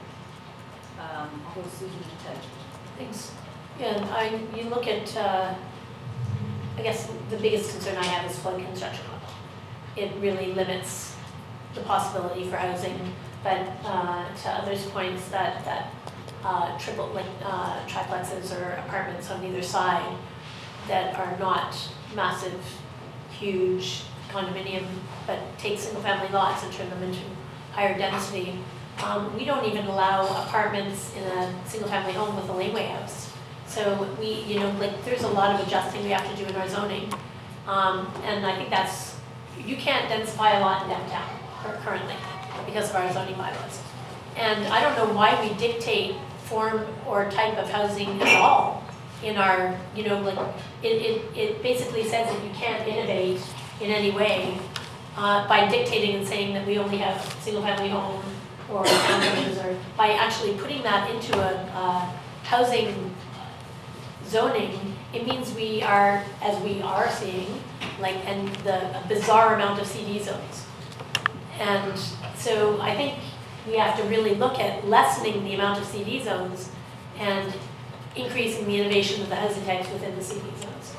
Yeah, I actually, interesting, we are not seeing a bizarre amount of CD zones. We only did CD zones for about 5 or 6 years in the 2000s. There's And there may be all sorts of benefits to doing CD zones. I think that's part of the conversation that comes forward.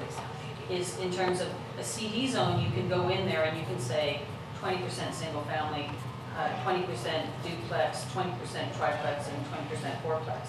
We could in a CD zone.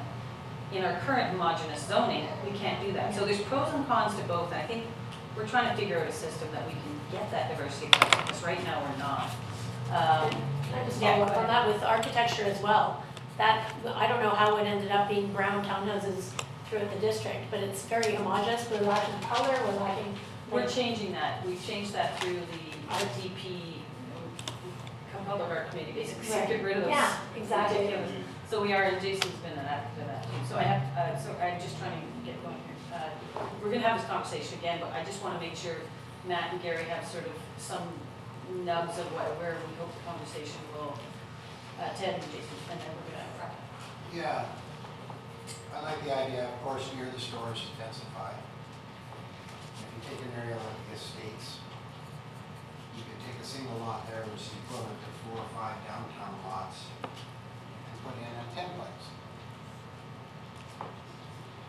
And I say that tongue in cheek because I wouldn't really want to see a 10-plex next to my house. So, I mean, it's got to be kind of like area specific near the stores for the density.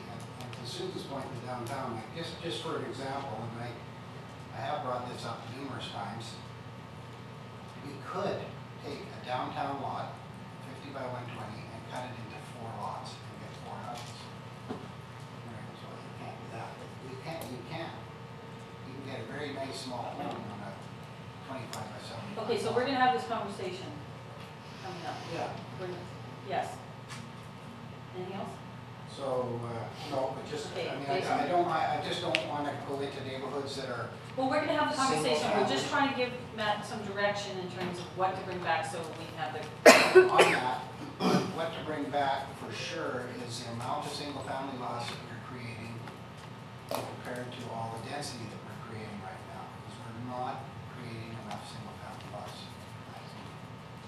And I don't want to see the end of the single-family lots. that's not what the conversation is about at all. Jason? It is. No, that's not what this conversation is about at all. That's it about. Jason? I'm a big fan of our RS2 duplex zoning, because my anecdotal reflection is that when you go to, for example, Brackendale was developed with that kind of zoning in place, and I think it gives great flexibility to individual homeowners and to innovate as their family structure changes or their circumstances change. So just because you have duplex zoning doesn't mean you have to build a duplex. You could have a single family home on that lot. And so the one thing that I'd like to see though is a refinement of that zoning, because I know right now we do not allow secondary suites or carriage homes in those zones. So if there is some best practices in other jurisdictions as to how they do that, maybe it's only places with laneways, for example, and what kind of urban structure do we need to support so that when we do expand into some other neighborhoods, maybe we do want to make sure there are alleyways, because that does give that flexibility. But in my mind, it sort of seems to be that kind of happy middle where you are getting close to a fairly walkable neighborhood, but that has varying types of housing. So I'm a big fan of that. And then in terms of master plan developments, I agree. We should just have standards where we want a percentage to be, each type, and you can do that easily, I think, with a master plan And integrated. Yeah, integrated. Okay, so we'll bring this back probably in September-ish, hopefully everyone's on the table. Thank you very much. So quickly, I'm going to go over here. I want to give everyone a little update on my trip to Asia. Oh. It should be right on the. Why don't we take a keyboard. 2-minute break? It's right on the. I know, but it's a password. Oh. Okay.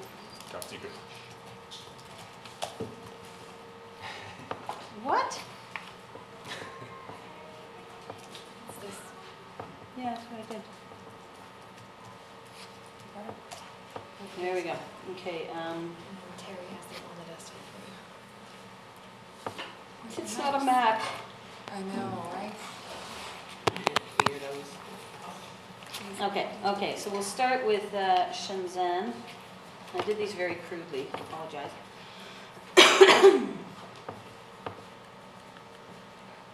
Okay, so, I'm not sure how, is it up there? It's dark, but it's. Oh, it's not going at all. Oh, here we go. Okay. So, literally was in Shenzhen essentially for a full day. Flew in on a Monday, had a full day, most of the morning till about 1:30 or so. 2 o'clock was at SUSTEC. This is a model of SUSTEC, Southern University of Science and Technology. Fairly new university. It's, I think, 6 or 7 years old. It has a mandate to establish 6 satellite campuses around the world. They've got 3 strategic locations in, this is all on their website if you want to have a look, 3 strategic locations in North America, one of which is with UBC. I think the other one is Johns Hopkins, and then the other one is Columbia or Stanford, or I can't remember exactly. So they want to create these partnerships around the world to allow for their students to get experience elsewhere, as well as their faculty, and so there's a real exchange of ideas beyond borders, across borders. This is a model at Shenzhen, at SUSTEC, of the SUSTEC campus. Not all of this has been built. About sort of half of the stuff that looks built has been built. This is the main building over here. There's an international center over here, which I'll show you in a minute. And then this is the perimeter, this road here, you can see my cursor going. This is the perimeter of the campus, and actually over here in these areas, there's actually a rail line right there, and I'll show you some of the buildings that have actually gone up in that green space in the foreground. This is on a video, so, okay. This is their plans for the International Center. The campus is really interesting. They've integrated all this waterway, which is stormwater management. I think they use it for heating and cooling a building. It's quite a progressive campus. Again, some of the new buildings that they're proposing. There's a better picture of this. Actually, I'll wait for the better picture of that to... So we met for quite a while with the sort of the decision makers, admin, and academics. These are just pictures of the campus. And really they're looking at how does UBC and SUSTEC create a collaborative partnership. And then we talked a lot about the campus here in Squamish. Certainly one of the things I was articulating was that this is part of the master plan. We sold this piece of property essentially with marching orders to the developer. It's zoned for campus. The campus is envisioned as a real hub or center of economic development, strategic economic development in and around the oceanfront, and that's how the whole master plan was conceived. So this is interesting. All these, it's hard to tell, but they're quite modern glass buildings. These have all sprung up just in the couple years that SUSTEC's been there, and they're all incubator companies that basically wanted to build right beside the university, similar to some of the synergistic stuff we're looking at with a campus on the oceanfront and some of the businesses that are going to cluster around it. These are all small incubator startups, companies, and all of these buildings that have all been basically completely 100% filled in the last 5 years. I mean, their growth rate makes our growth rate look like it's glacial. So we had dinner with the president, typical Chinese meal where if there isn't at least half the plates still filled with food and everyone's completely stuffed, you haven't succeeded in a positive meal. The food was excellent. I don't know why that's taking so long. In the afternoon, we went to a company called BYD. Anyone can guess what BYD stands for? This is the company name. Heard it on the radio this morning. Oh, did you? Build Your Dreams. That's actually the name of this company. You can see their growth projections from 1996 to in the 20 years that they've been around. They are. Oh, hold on. They basically do electric vehicles, electric buses, electric trains. They're a Fortune 500 company that no one's ever heard of because they do 95% of their stuff in China. All the, say probably 80% of the taxis in Shenzhen are all BYD, fully plug-in electric vehicles. They're really, obviously, necessity breeds invention. They have air quality issues. China's very focused on transitioning off of gasoline, petrol, coal, onto different forms of fuel. Okay, I'll just keep going. And if you have a question, just put your hand up. So they developed solar panel technology. I'll quickly go back to that because you can see they've developed a solar panel, which is, you can't really see it well here, but this is the new one on this side, and it's literally this thick. Whereas this this solar panel over here is an older style, and it's, you know, a good 1.5 inches or so thick. So just to give you an idea of where some of the technology is moving. So this is their 4 areas of interest. I'll just quickly go through these. Just any questions about BYD? It was actually really fascinating to just see how quickly they're moving on the energy front. And I think that's one of the reasons why they want to create, the SUSTech is really, universities in China, period, are really moving in this direction. And that's certainly been the focus of late on. So this is one of their electric vehicles. We'll show you. You can't tell, but he's remote controlling this electric vehicle with a little remote control thing. So you can have literally have your car come to your door and pick you up if it's raining out or something. So that was okay. Here's one of their electric trains. This is actually a testing area. This isn't a train that works. It's actually a testing area. And that's their campus. And this is Monsoon in Shenzhen. It was highly glamorous. My hair was out to here. And this is Hong Kong. I didn't even get to stay. I literally flew into the airport, drove to Shenzhen. It's about an hour outside Hong Kong. You have to go through the Chinese border, drove back, and then flew from Hong Kong to Tokyo. And I'll just quickly talk about this. Okay, so this is the bullet train is actually slowing down here, but I just wanted to show you, they literally have solar panels all right for kilometers on end up the train right-of-ways, all over the place, just miles and miles and miles of solar panels, as you can see here. Send soon enough. So I took the bullet train out to Shimizu. These 3 lovely people hosted me. Oh, I'll just have you look at the sushi. The sashimi. It was so good. It was so pretty. While I talk here. Beautiful. So I took the bullet train from Tokyo. I stayed in an airport hotel. Took the train into Tokyo. Took the bullet train out to Shimizu.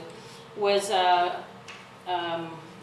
hosted by these 3 who work in their tourism and industry department. Went out for lunch to begin with, and then they showed me for that most of that afternoon a municipal infrastructure. This is just the restaurant we were in. Food in Japan is spectacular. So this is the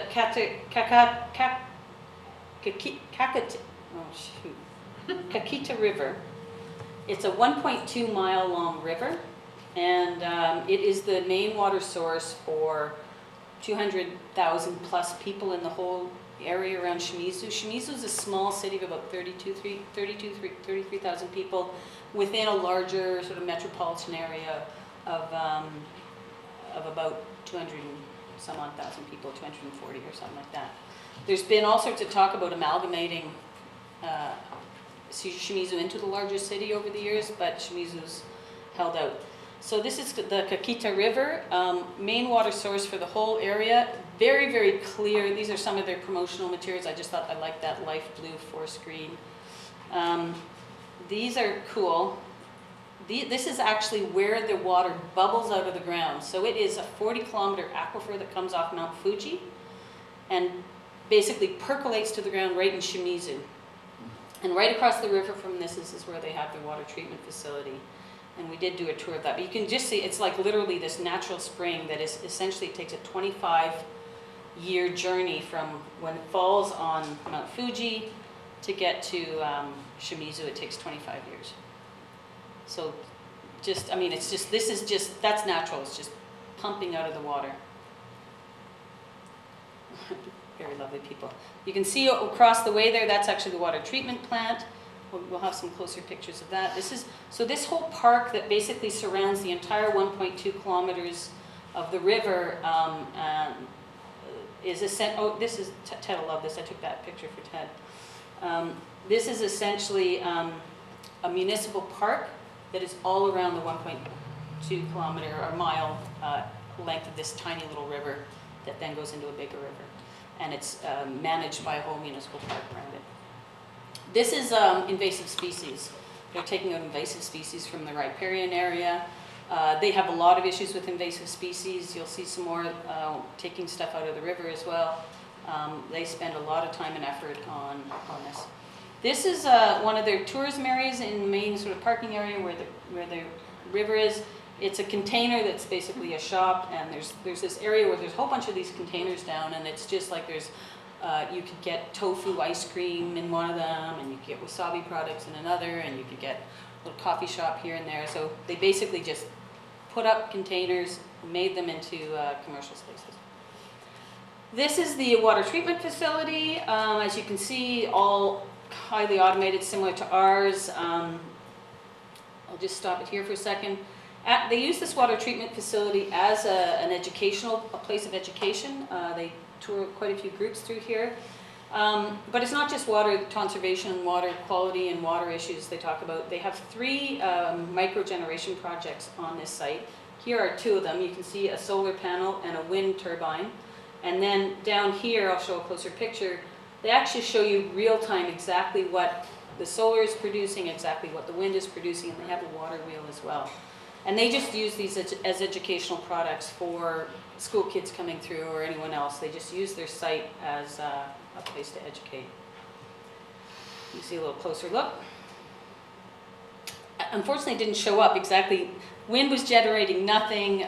Solar was generating, I think it was 8 or 9 megawatts per hour. And then the water wheel fluctuated between about 6.8 to 15 or 16, depending on just how much water flow was coming through the system at any given moment. You can just start to see the shadow of Mount Fuji. Mount Fuji was mostly in clouds. It's often in cloud or some sort of cloud cover. But this is you can see just here is the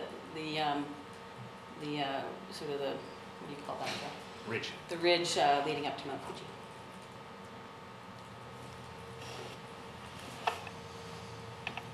Just this is one of the processes within their system that aerates and helps the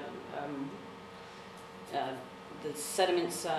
This shows you how the aquifer basically goes along Mount Fuji and just literally percolates up. I just thought I loved this sentiment about, you know, talking about your water as a gift from the mountain.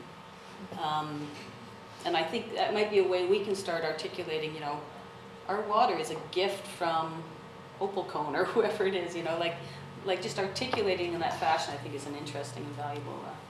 So Mr. Kamagai, who is this fellow here in the red, hosted a dinner that night. The vice mayor was there, a couple of the senior administrative people, some business people.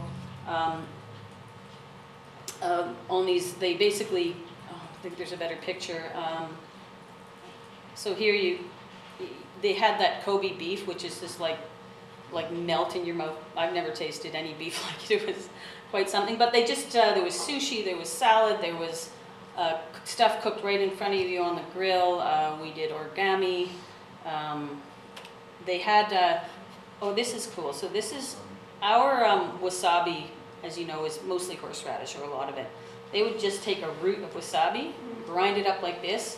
You didn't have that horseradishy kind of over intensity. I literally would put it on the whole steak and eat it with like a layer of wasabi, because you could. It's really fresh and delicious. Seni, Is that not that's the guy who was here that I met with? Yeah, so his son, Yeah.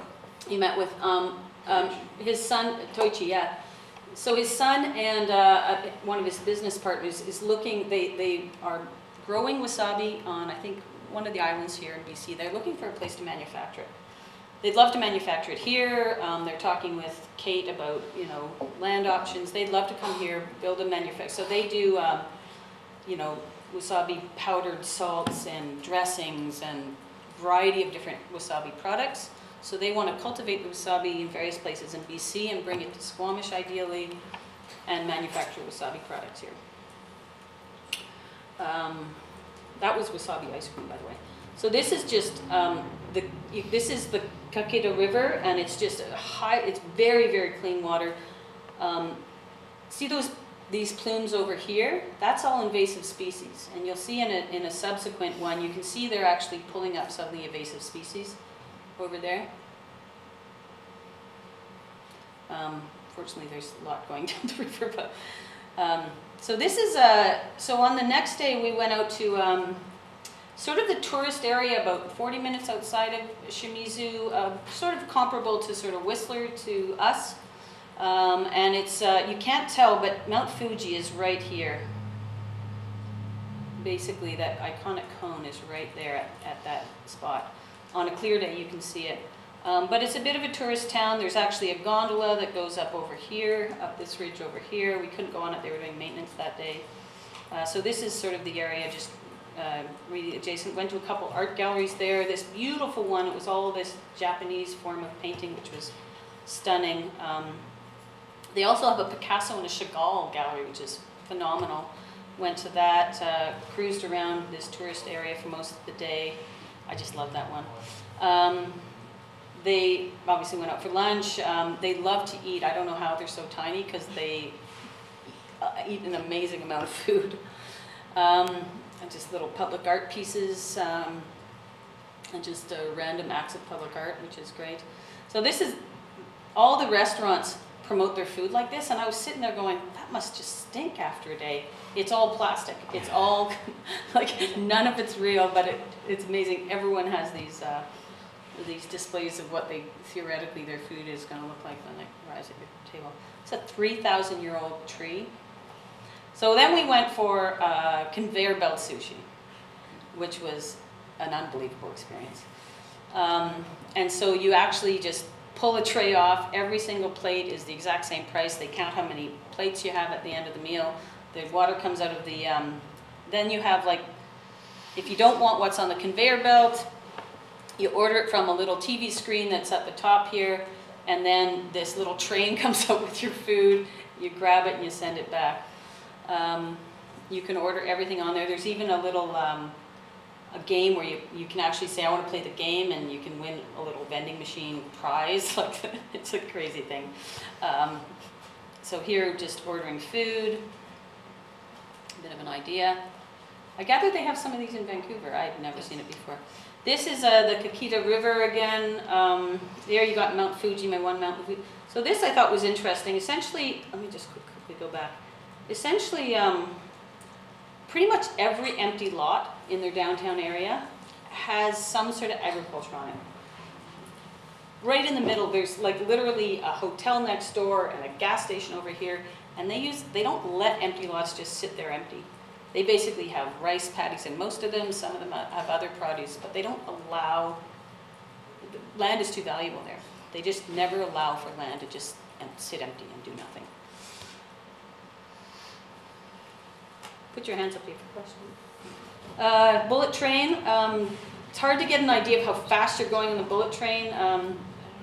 It's pretty fast. It's over 200 miles an hour. I think I have some other video of how fast it is. You get a bit of a sense of how fast it is. I wish I had the sound, because it sounds fast. You watch it. Okay, you'll miss it.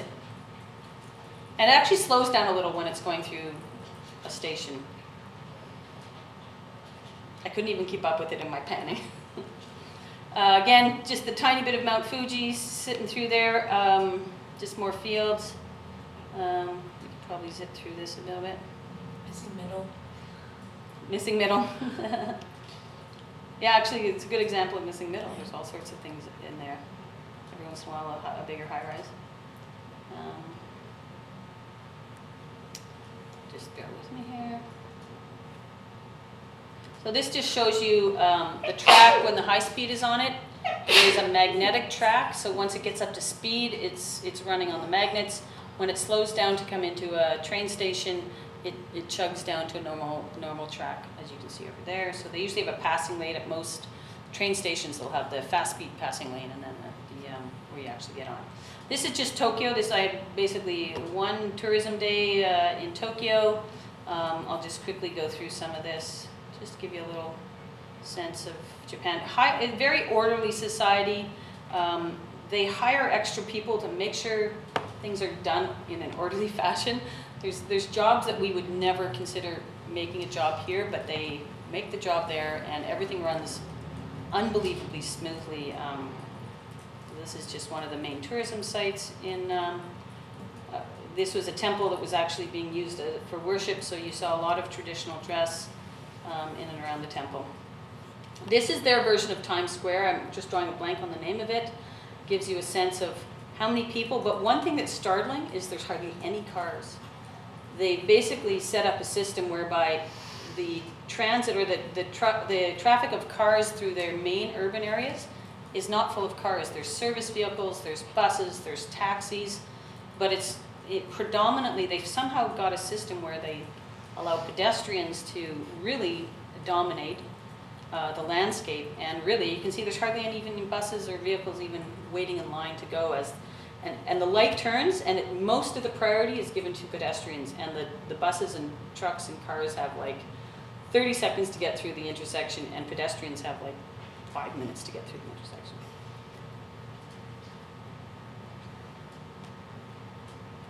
Any questions? There you go, and then you can see the cars. Again, just some more tourism stuff. This is from Starbucks. It's a window at Starbucks. Some of the parks, there's bike lanes through the parks. Just a reminder that Tokyo is hosting the Olympics in 2020. Some random public art in the park, one of the parks. Just quickly go through, saw lots of sites like this. Some commercial areas, again. And then this, I just happened to walk upon one park was taken over completely by a Sri Lankan festival. There's Sri Lankan food everywhere and dance and everything was kind of cool. Just a reminder, this is all sake, so I kind of like that idea of just having sake in your park. It was honoring various emperors and leaders throughout the year. Anyway, that was Whirlwind. Essentially, half the time was in airports and airplanes, and but I think Shimizu had one thing I didn't talk about was when I actually sat down with mayor and the vice mayor and a bunch of the superintendent of schools, and we had quite a discussion back and forth about what does the relationship mean.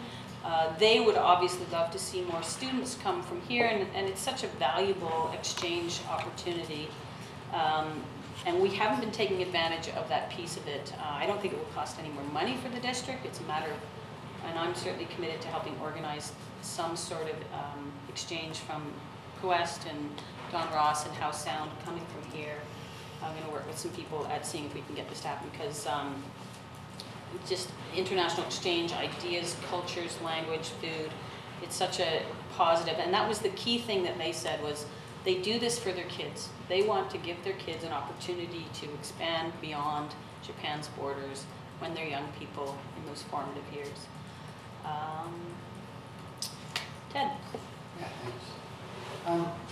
So the first stop in China, did you guys talk much about them locating an Arnold University here? Yes. That was basically the nub of the whole question. So it was a UBC delegation, and they obviously have a lot more conversation with SUSTEC than the campus in Squamish, although that's where they want to put the campus. But they have all sorts of things like what's the curriculum, how will a professor at UBC have standing at Sustec, or a professor at Sustec have standing at UBC. These are all internal university conversations that need to happen.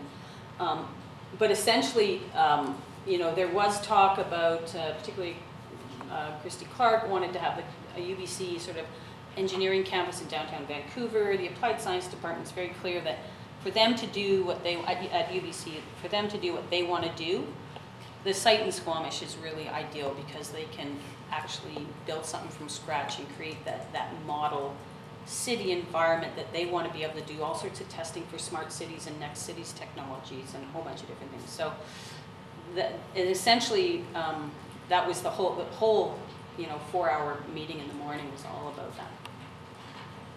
And then the other thing is the Wasabi guy, I mean, are they actively looking? Yes, they were here in February, they're coming back in October. And I think in October they're hoping to target it down to, can they do it in Squamish? They love Squamish, they've been here many times, they're really committed to it. But do we have the land resource to be able to facilitate this? If not, is there something close that would fit in with that? So they're coming back in October. They're looking to buy that here. Either buy or long-term lease, or I don't think they're really set up either way, but they want to create a wasabi manufacturing facility in the city sky in Squamish. Susan? Thanks. I appreciate the work done around the campus. It's awesome, but you know, I am skeptical of bringing in, basically making it a private university for Chinese students to come over and then bring their knowledge back to China, as opposed to having a localized campus for localized students and looking for something that is Squamish specific. And also helping our local businesses. You know, we tend not to have the conversations about, or you know, we have an economic development officer, which is great now, but still it's, you know, creating a committee to, you know, we rarely talk about how to incentivize and help our local businesses find and develop within. And we know already, all the research is around that you focus your attention and your dollars on creating local business expansion. That's what our BRE plan is.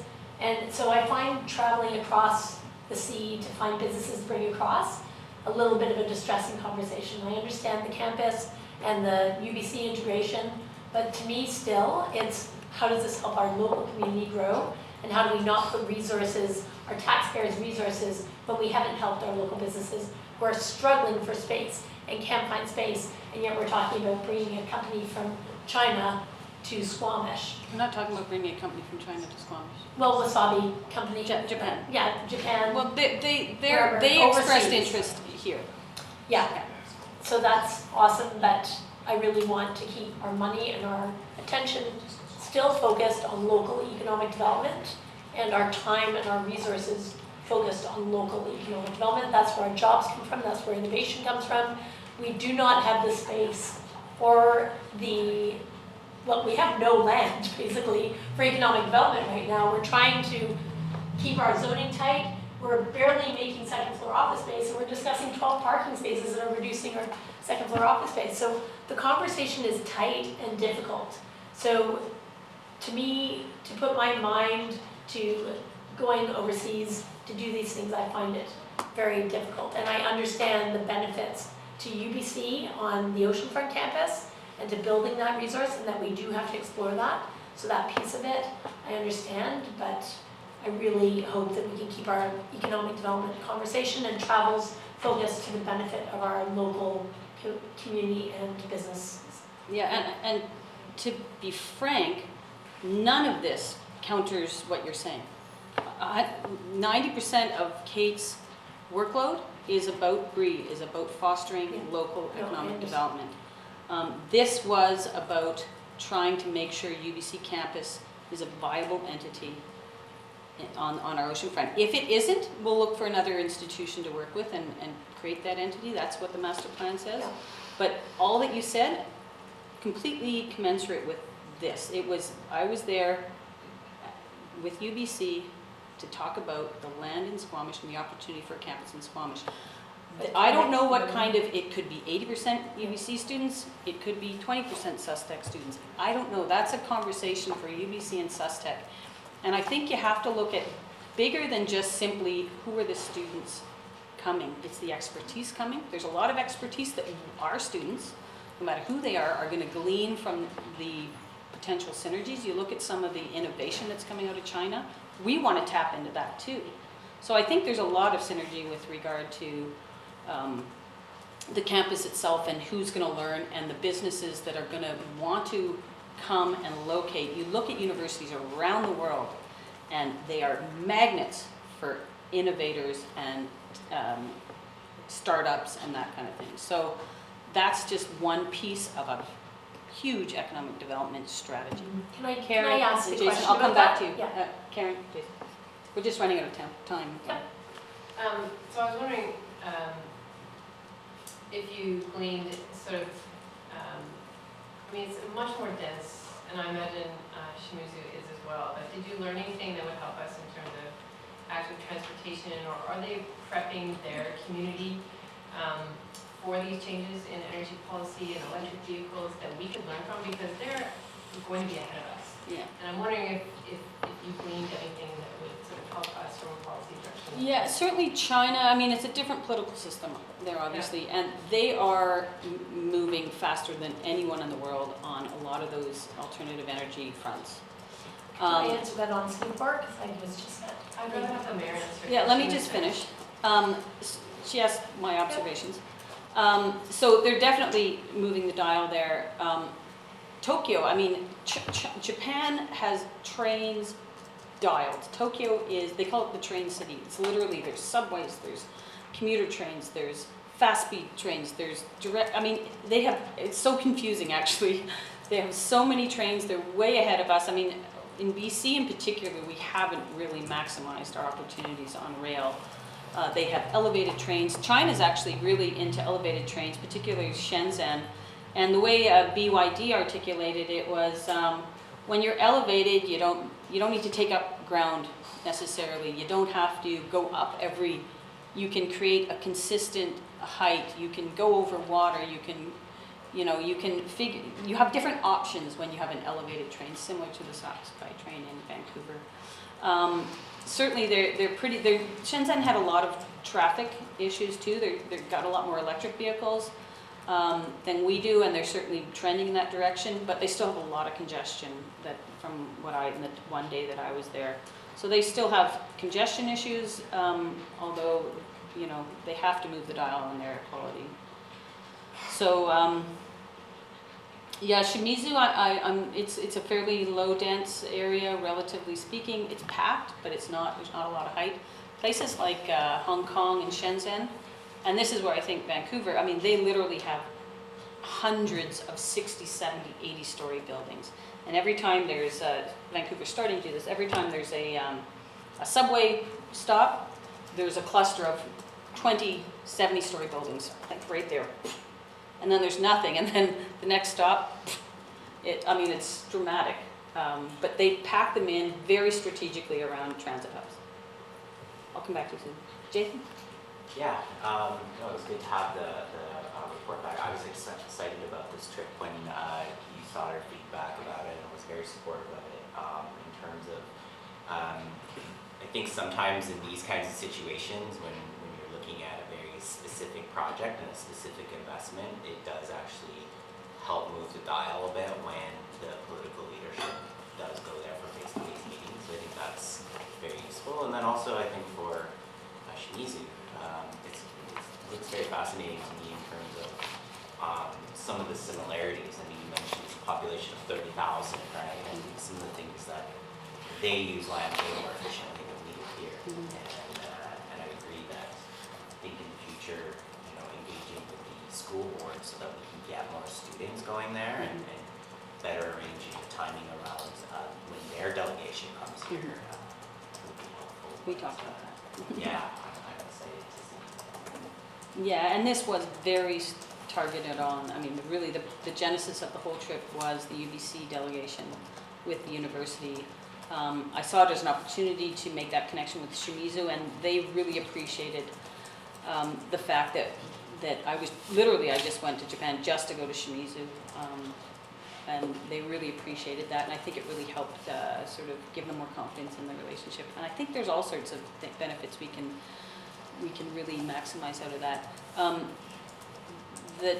I had another, you said something about, go ahead. Oh, I keep repeating, but I was gonna say even like sort of like staff exchanges as well, right? Planning and, you know, that kind of thing, learning how they do that, what are some of the tools they have. Yeah, I saw a lot of synergies with the water treatment systems. I mean, we take off an aquifer off of a volcano.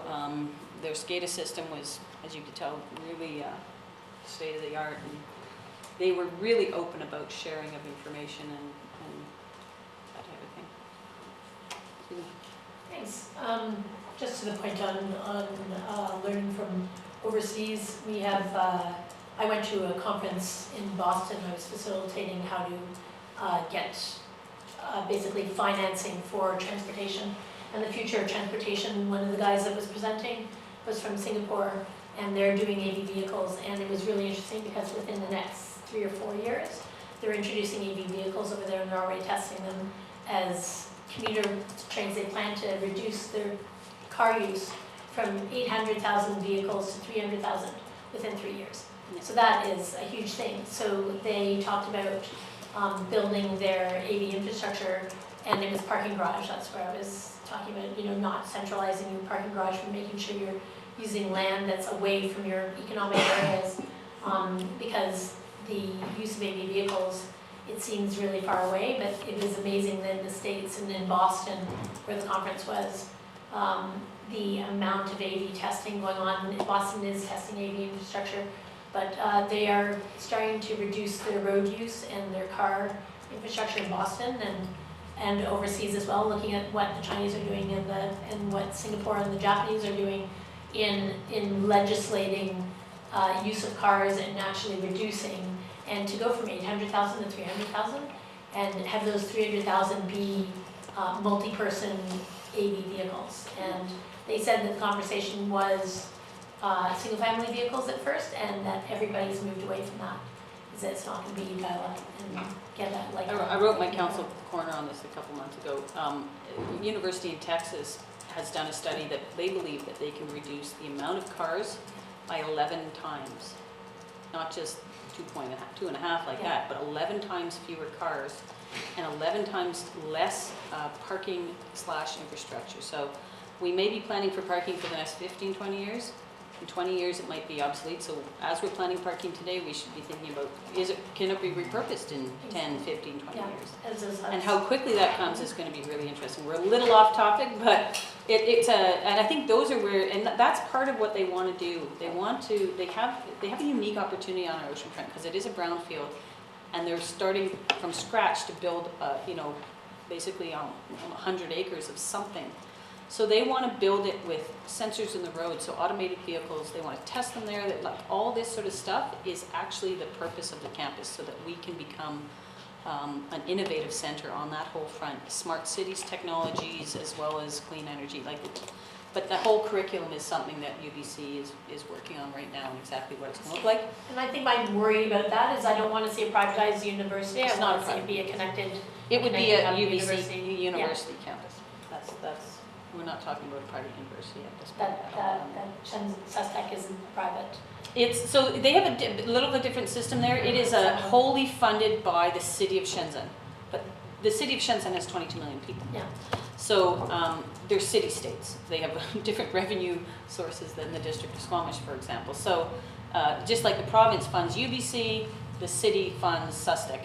In fact, one of the delays with Sustec is the mayor of Shenzhen is the chair of the board for the university, and that mayor just got moved to be a governor of a province.